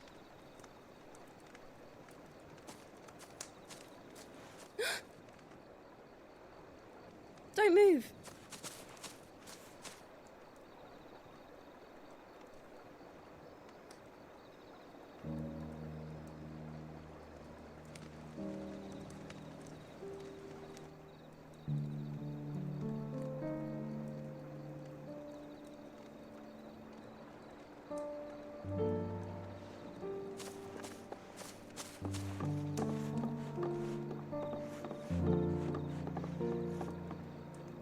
Here, it's fresh from the well.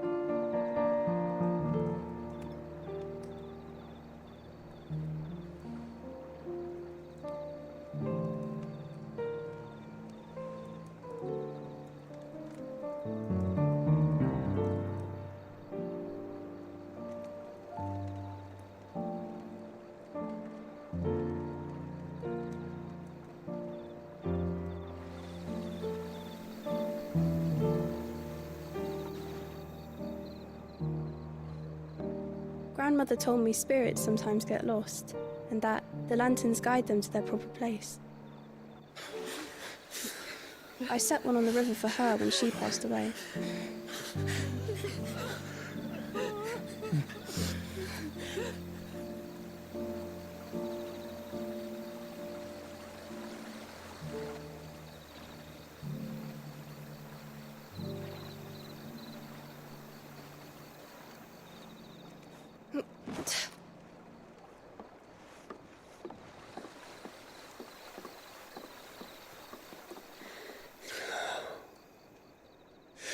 fiend works from the shadows.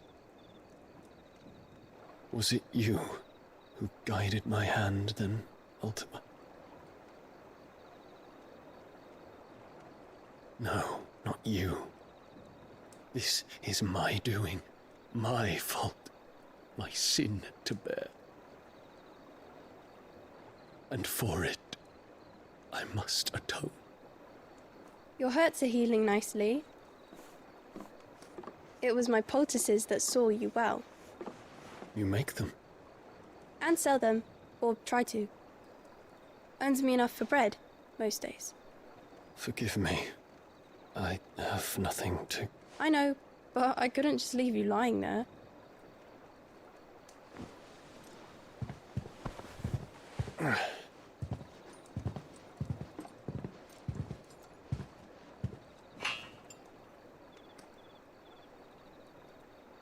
You're going then?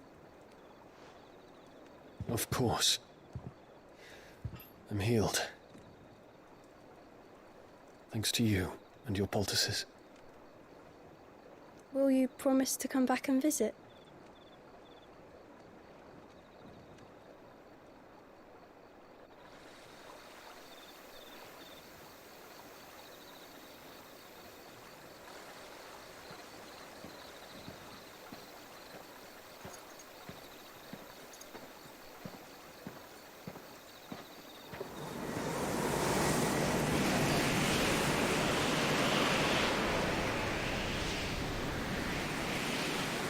Well, Phoenix, it would seem that I owe you my wings.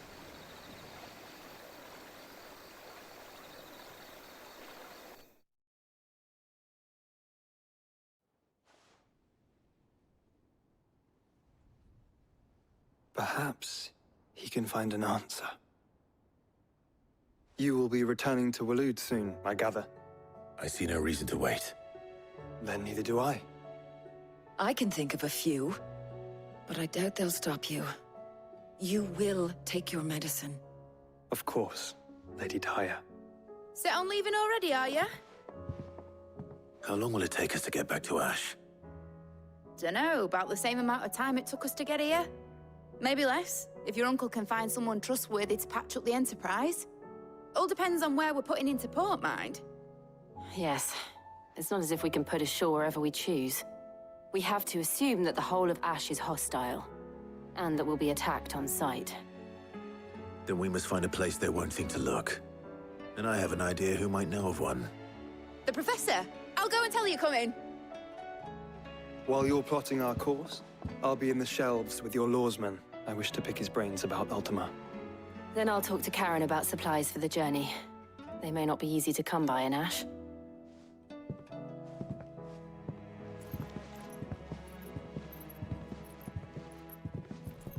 Your brother's body won't take much more of this recklessness. You know that, don't you? I do. You've seen more of the world these past 5 years than most do in a lifetime. It's a shame you never had a moment to enjoy it.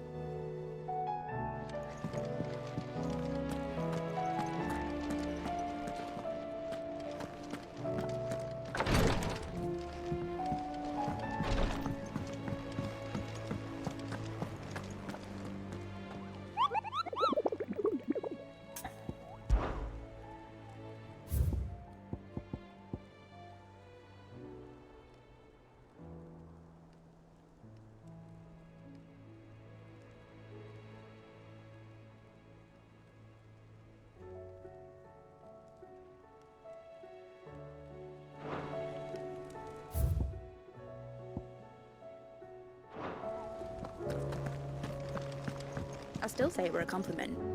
Say it all you like. It doesn't make it true. Ah, Clive. I was wondering when you'd arrive. Please tell me you've come to take our young prodigy here off my hands. I'm not here for Mid. I need information on Ash. Then why not ask Molly if you can look in one of her ovens? Go on. As soon as the Enterprise is ready, we'll be setting out for Drake's Spine. And we're going to need a safe place to land. Preferably one that won't see my ship blown to shit and splinters. If it were that easy, do you think Waloed would have resisted invasion for so long? Very little is known of Ash, and the information we do have is spotty and outdated. We have the good King Barnabas to thank for that. Waloed's borders have been closed to outsiders since the day he seized the throne. If there is anywhere safe to land, you won't find it on my map. Then tell us what we will find. I'm sure you know better than we do. But no splinters! All right, if it will get you out of my hair. But interrupt me, and it's over. Understood?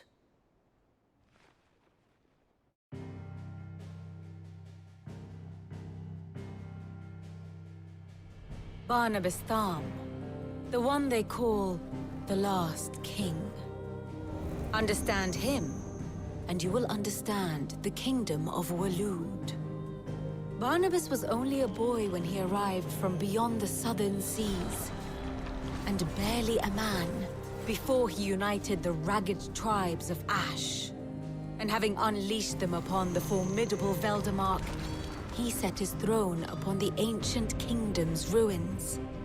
The victory sent shockwaves around Valisthea, tales of Odin's might spreading through every court, parlor, and drinking hole in the realm. Note that this was in the year 843, and that the king still sits upon his throne some 40 years later, quite untouched by time. Waloed's recent inaction left many wondering if Odin had lost his appetite for war. And yet here we are. The Einherjar was committed to the fray, a bold declaration of intent. Orcs swarm around Drake's Fang, and throngs of Akashic haunt canvas streets. Though how precisely the havoc they wreak serves Waloed remains unclear. Regardless, if the order to attack truly came from King Barnabas, then one thing is certain. Waloed has achieved the impossible, and made bedfellows of beastmen and the ether-addled alike. All of which is a roundabout way of saying that you will be in unknown territory when you set foot on Ash. Much of the continent has already been lost to the Blight, and what few ports remain will be fiercely guarded. And that is to say naught of its natural defenses. Offshore currents will cast an ill-equipped ship out to sea one moment, and dash it against the rocks the next. But then the Enterprise is anything but ill-equipped. And Mid has made land there before. Now, if only there were someone with an intimate knowledge of the Shadow Coast, and where a daring gentleman might put ashore.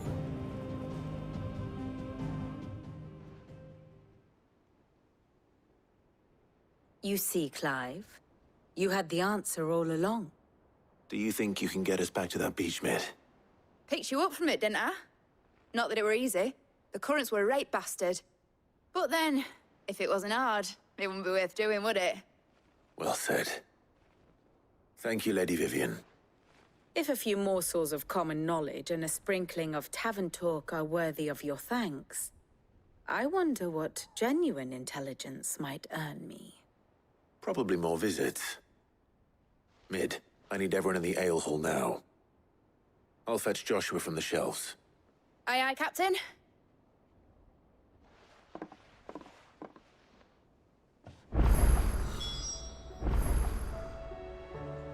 Clive, how may I help you today?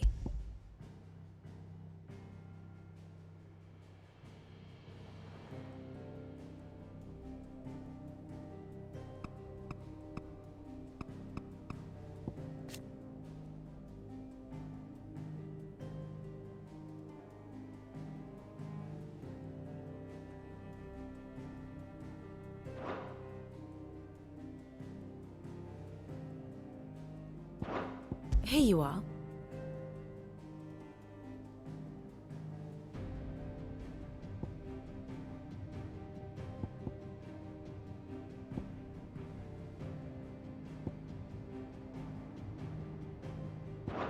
The state of the realm is ever-changing, Clive.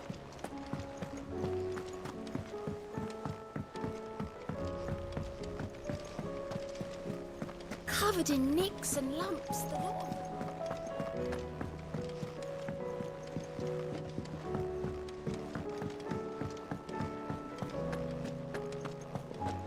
The stew's awfully thin these days.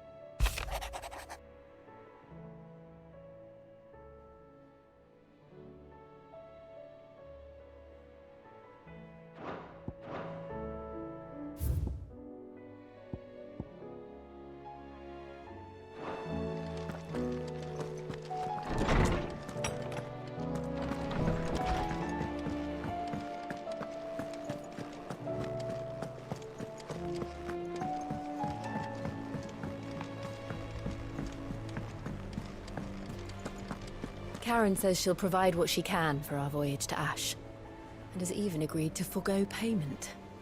Until our return, that is.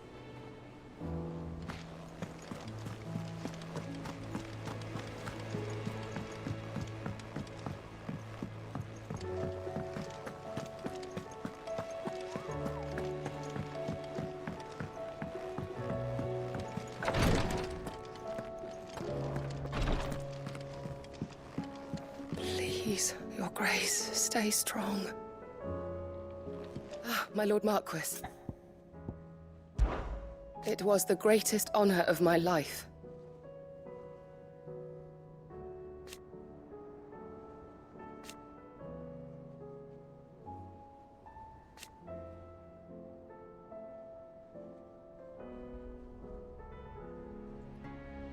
But now,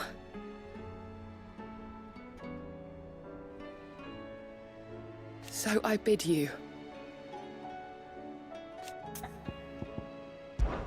Your companions are kind indeed.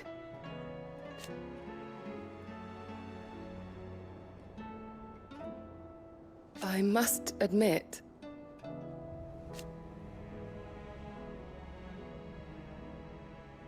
but I see now.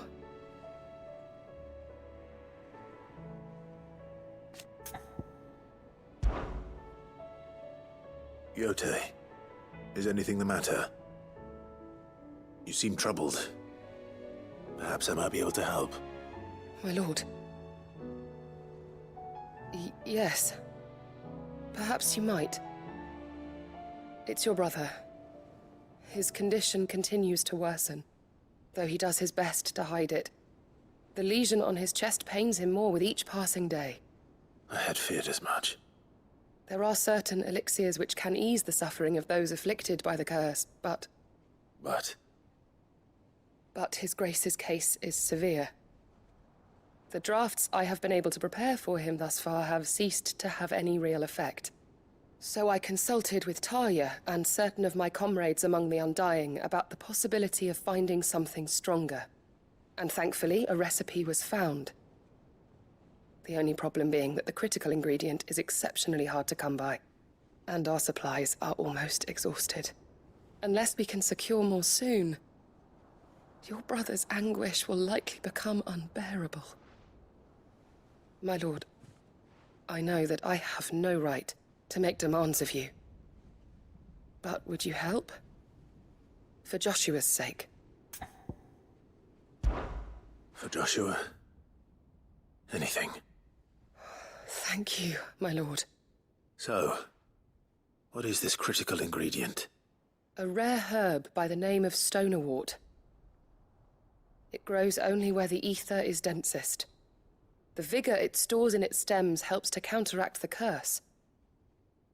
We discovered a patch near the aqueduct in Rosaria, But alas, yet more ether has erupted from the earth there recently, leaving the whole area flooded.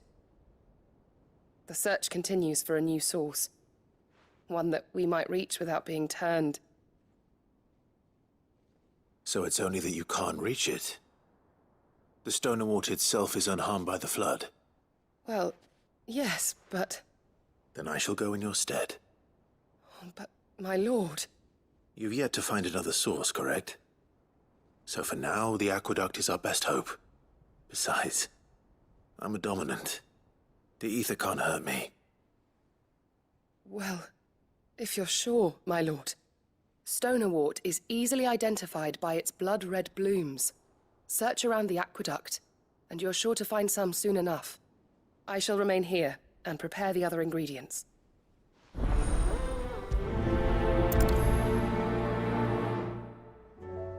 I had only thought to ask for your assistance in finding a new source of Stonewort.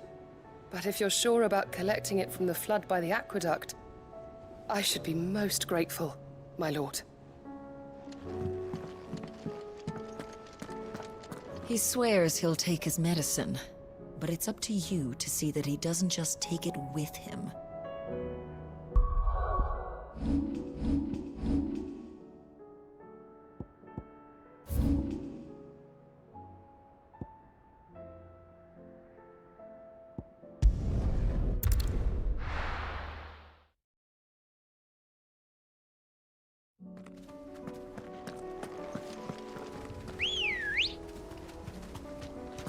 Let's go.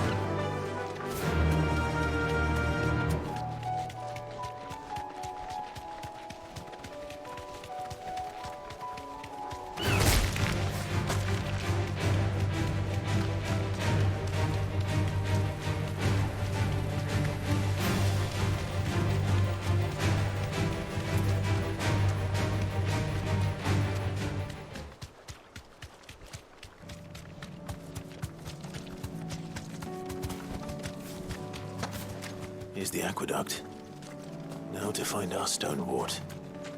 Yote mentioned blood-red petals.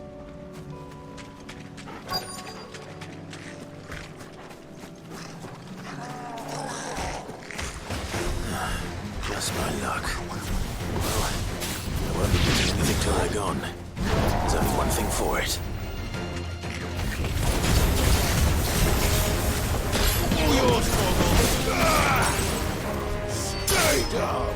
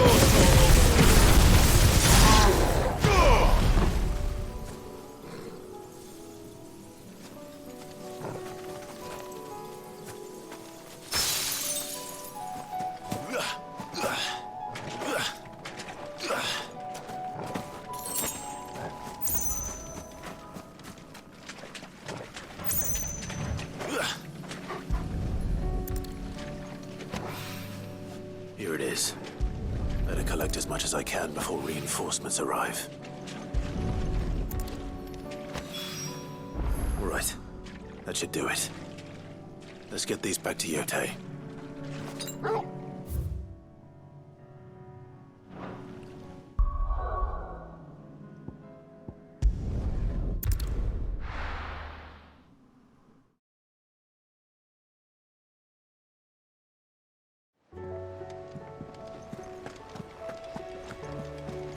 Covered in nicks and lumps, the lot of them.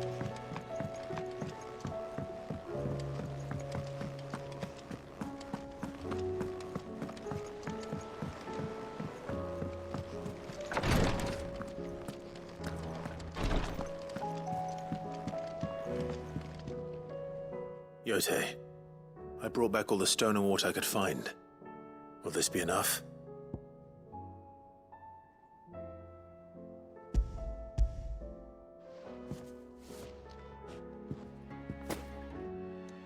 Yes, my lord. Thank you. I'm sure it will serve us until we can find another source. I'm very glad to hear it. You and His Grace are very much alike, you know. You think only of how you might help others, and never of the danger to yourselves. No more than you have minding my brother. You've risked a lot for him, and I thank you for it. I am honored that you should say so. But I beg you, my lord, do not give too much of yourself for the sake of others. We could not afford to lose you. I'll keep that in mind.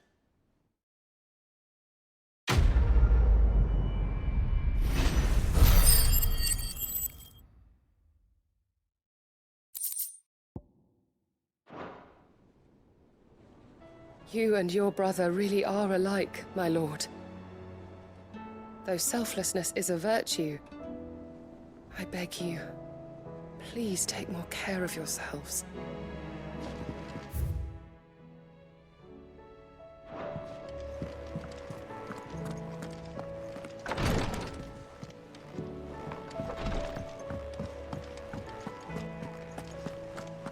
How do you split the sea?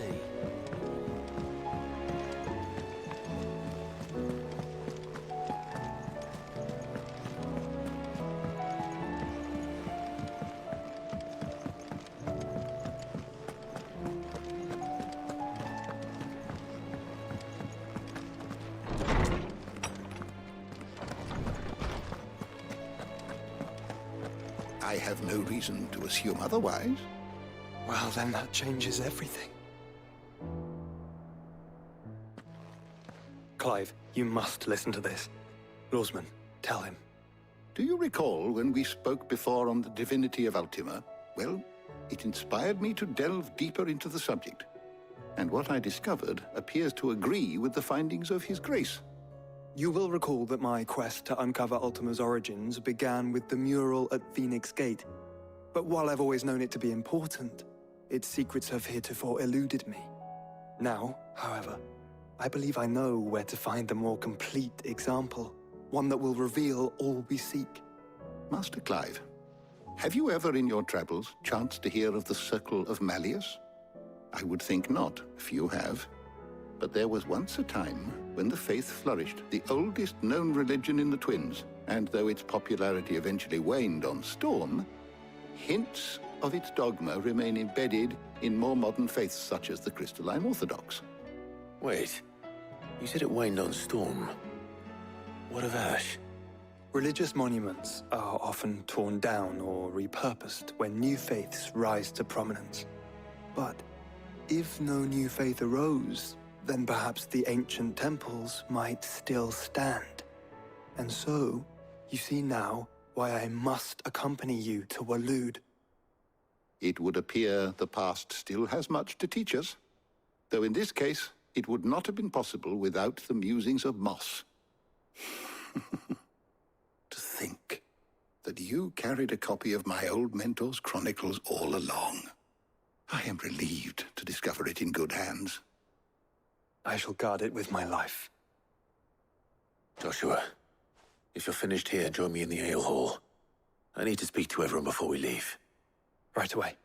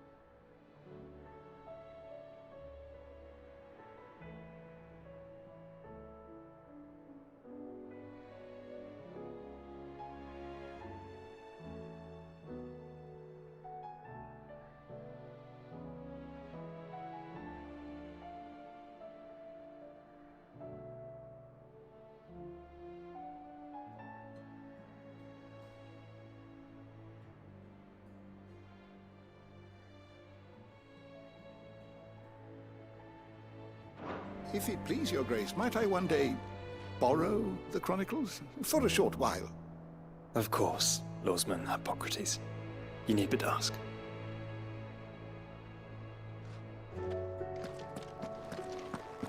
Mid said I could ride the Enterprise next. No, she didn't. She said...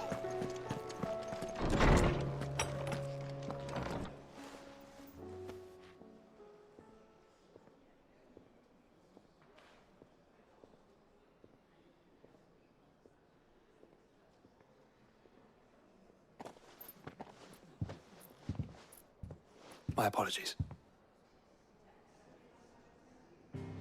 By now you've all heard where we're going and why.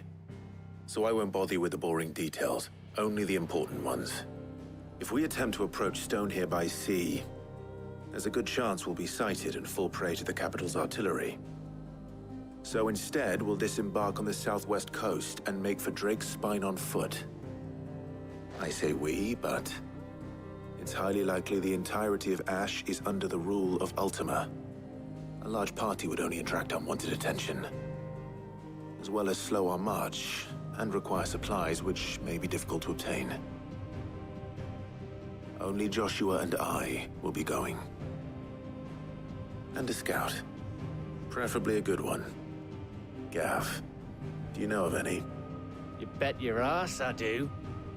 Might still borrow some of Lady Vivian's maps, though. Just in case, like. Once you've dropped us off at the Shadow Coast, you need to retreat into neutral waters, fly merchant colors, and stay inconspicuous. If you sense any danger at all, you leave us behind and return to Storm. Inconspicuous is my middle name. But like hell am I leaving anyone behind. The ship ain't going nowhere till your scurvy mugs are smiling on deck. Jill, the Enterprise will appear a tempting target for royalists and pirates alike. You're to stop anyone boarding. Don't worry. I'll keep the ship and her crew safe. You'll be needing passage home, after all. But... very well. If there are no questions, I'll see you all at the docks.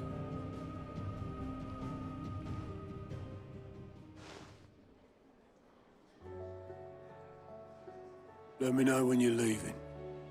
I want a word before you go. Of course.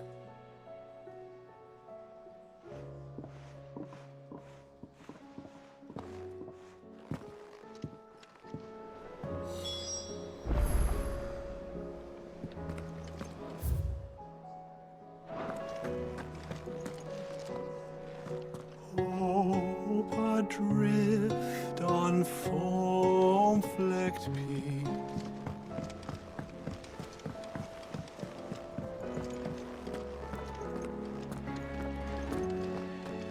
I am certain we will find what we seek in Ash, and learn the truth of Ultima's origins.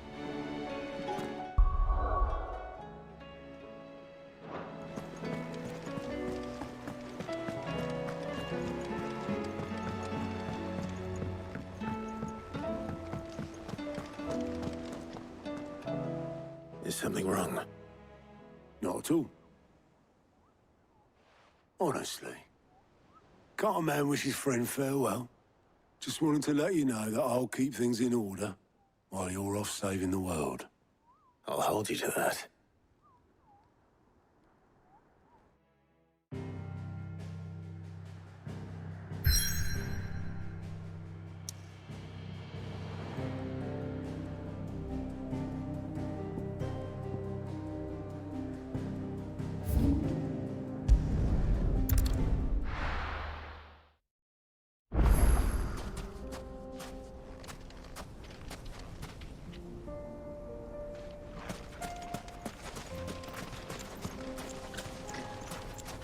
Sid, you didn't happen to see anything out of the ordinary on your way here, did you? We've had reports of bearer transports being attacked along the roads, and they're not freeing the poor souls. They're reselling them on the black market. If we can catch them in the act, perhaps we can kill two birds with one stone.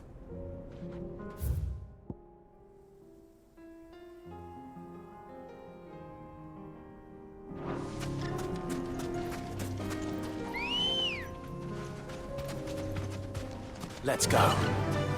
Run like the wind.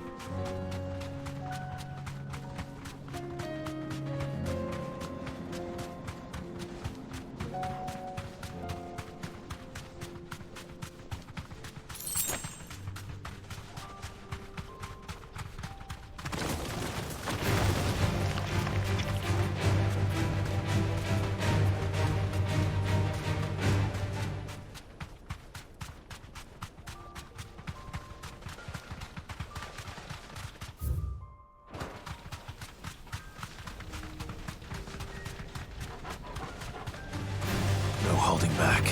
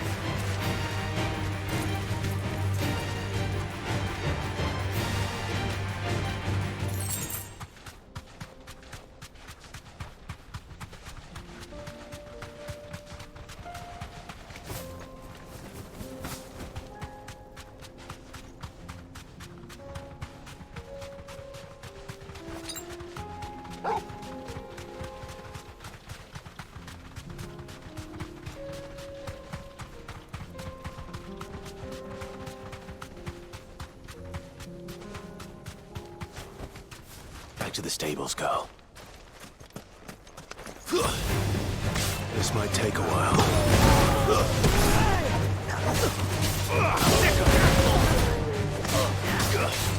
This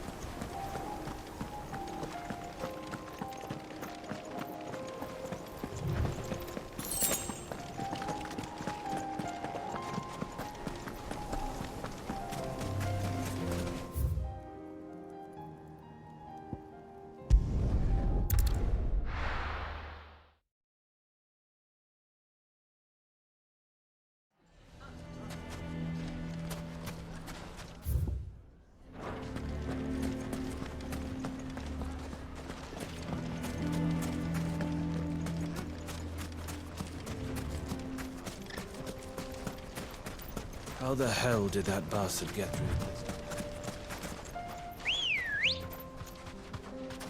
Ready, girl?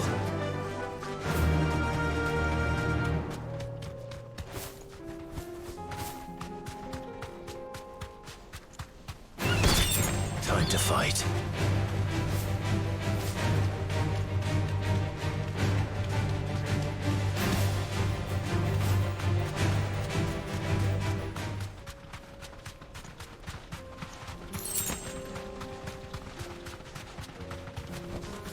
Thanks, girl.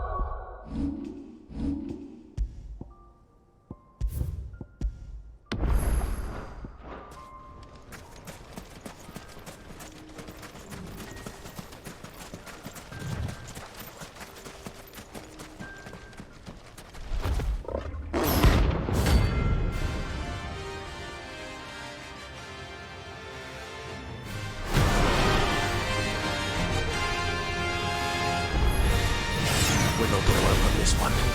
Stay close, Torwal.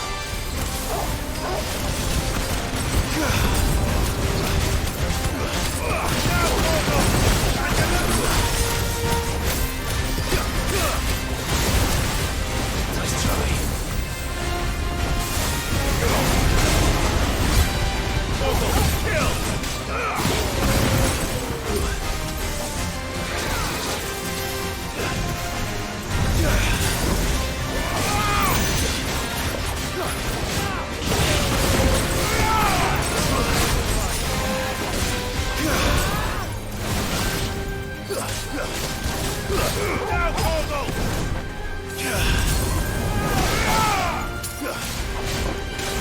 Waken wind!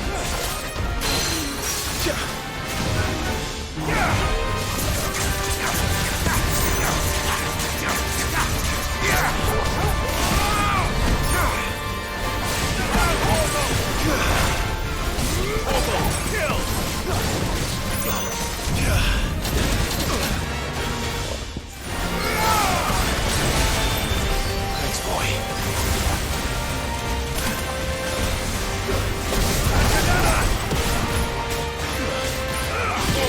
Kill!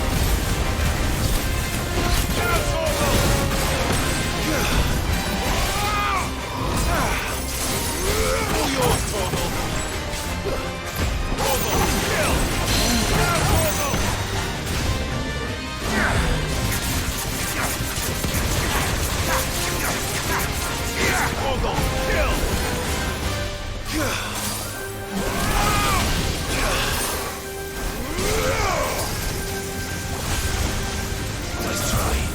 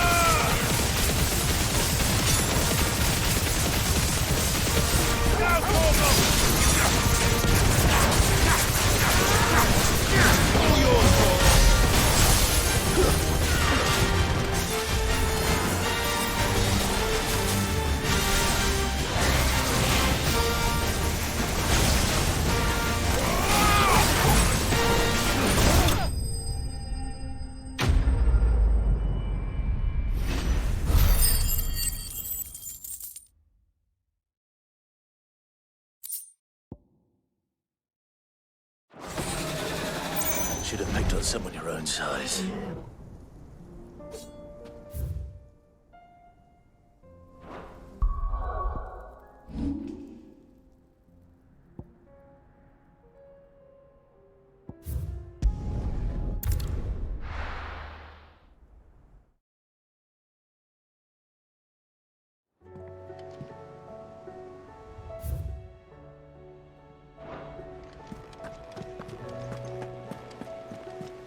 Covered in nicks and lumps, the lot of them.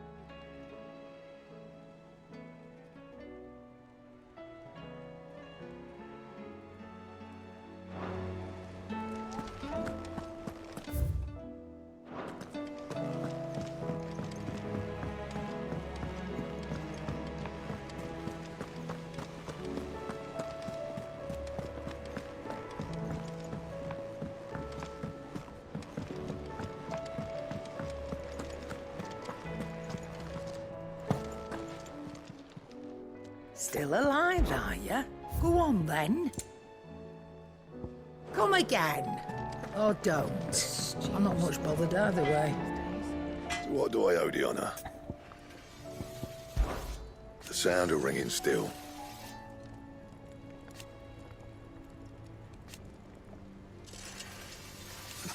So we weren't.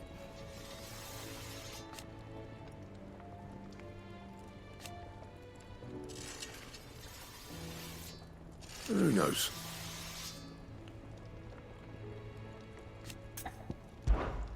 What do you want?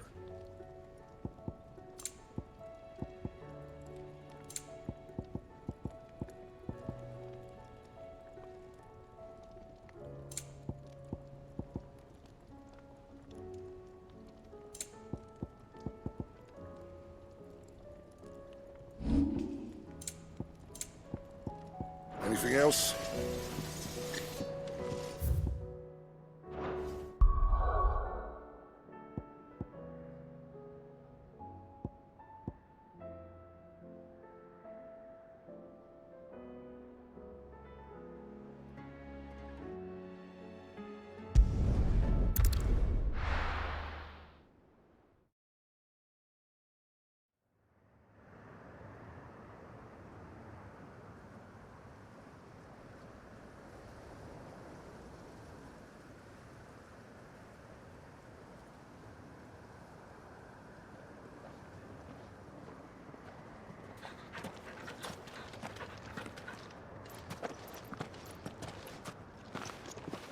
Reckon it'll be a long walk to the capital if we follow the cliffs.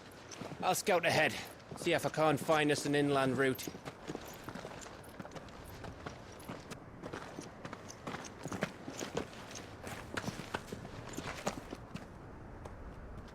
Clive.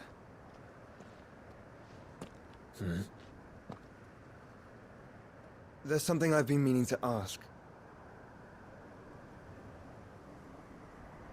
You took her icon, didn't you?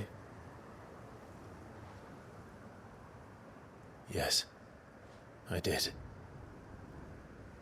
She understood.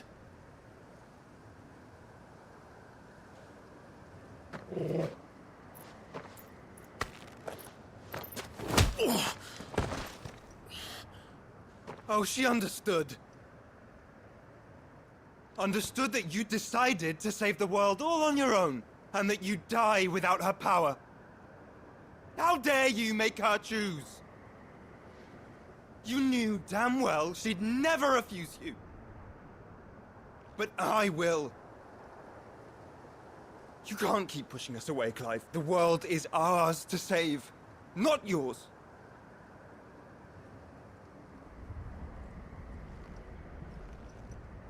I used my gift because I thought it was the right thing to do.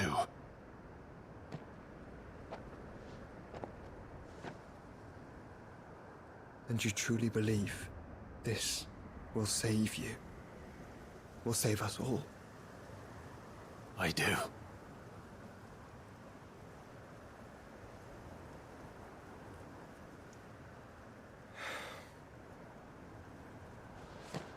Then so be it.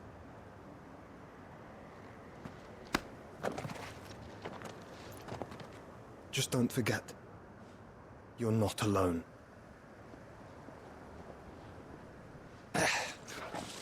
Think I found us a trail. Did I miss something?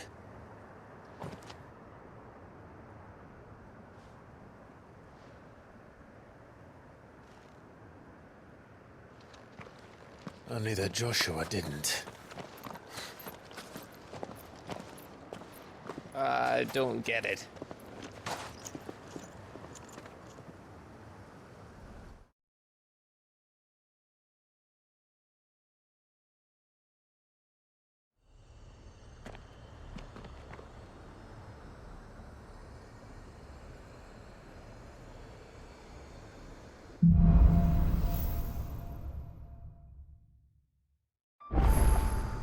Always wanted to visit Ash. We're in Waluda territory now. Don't expect a warm welcome. Oh, I don't know, Clive. That castle over there looks inviting enough. Shall we sample its inhabitants' hospitality?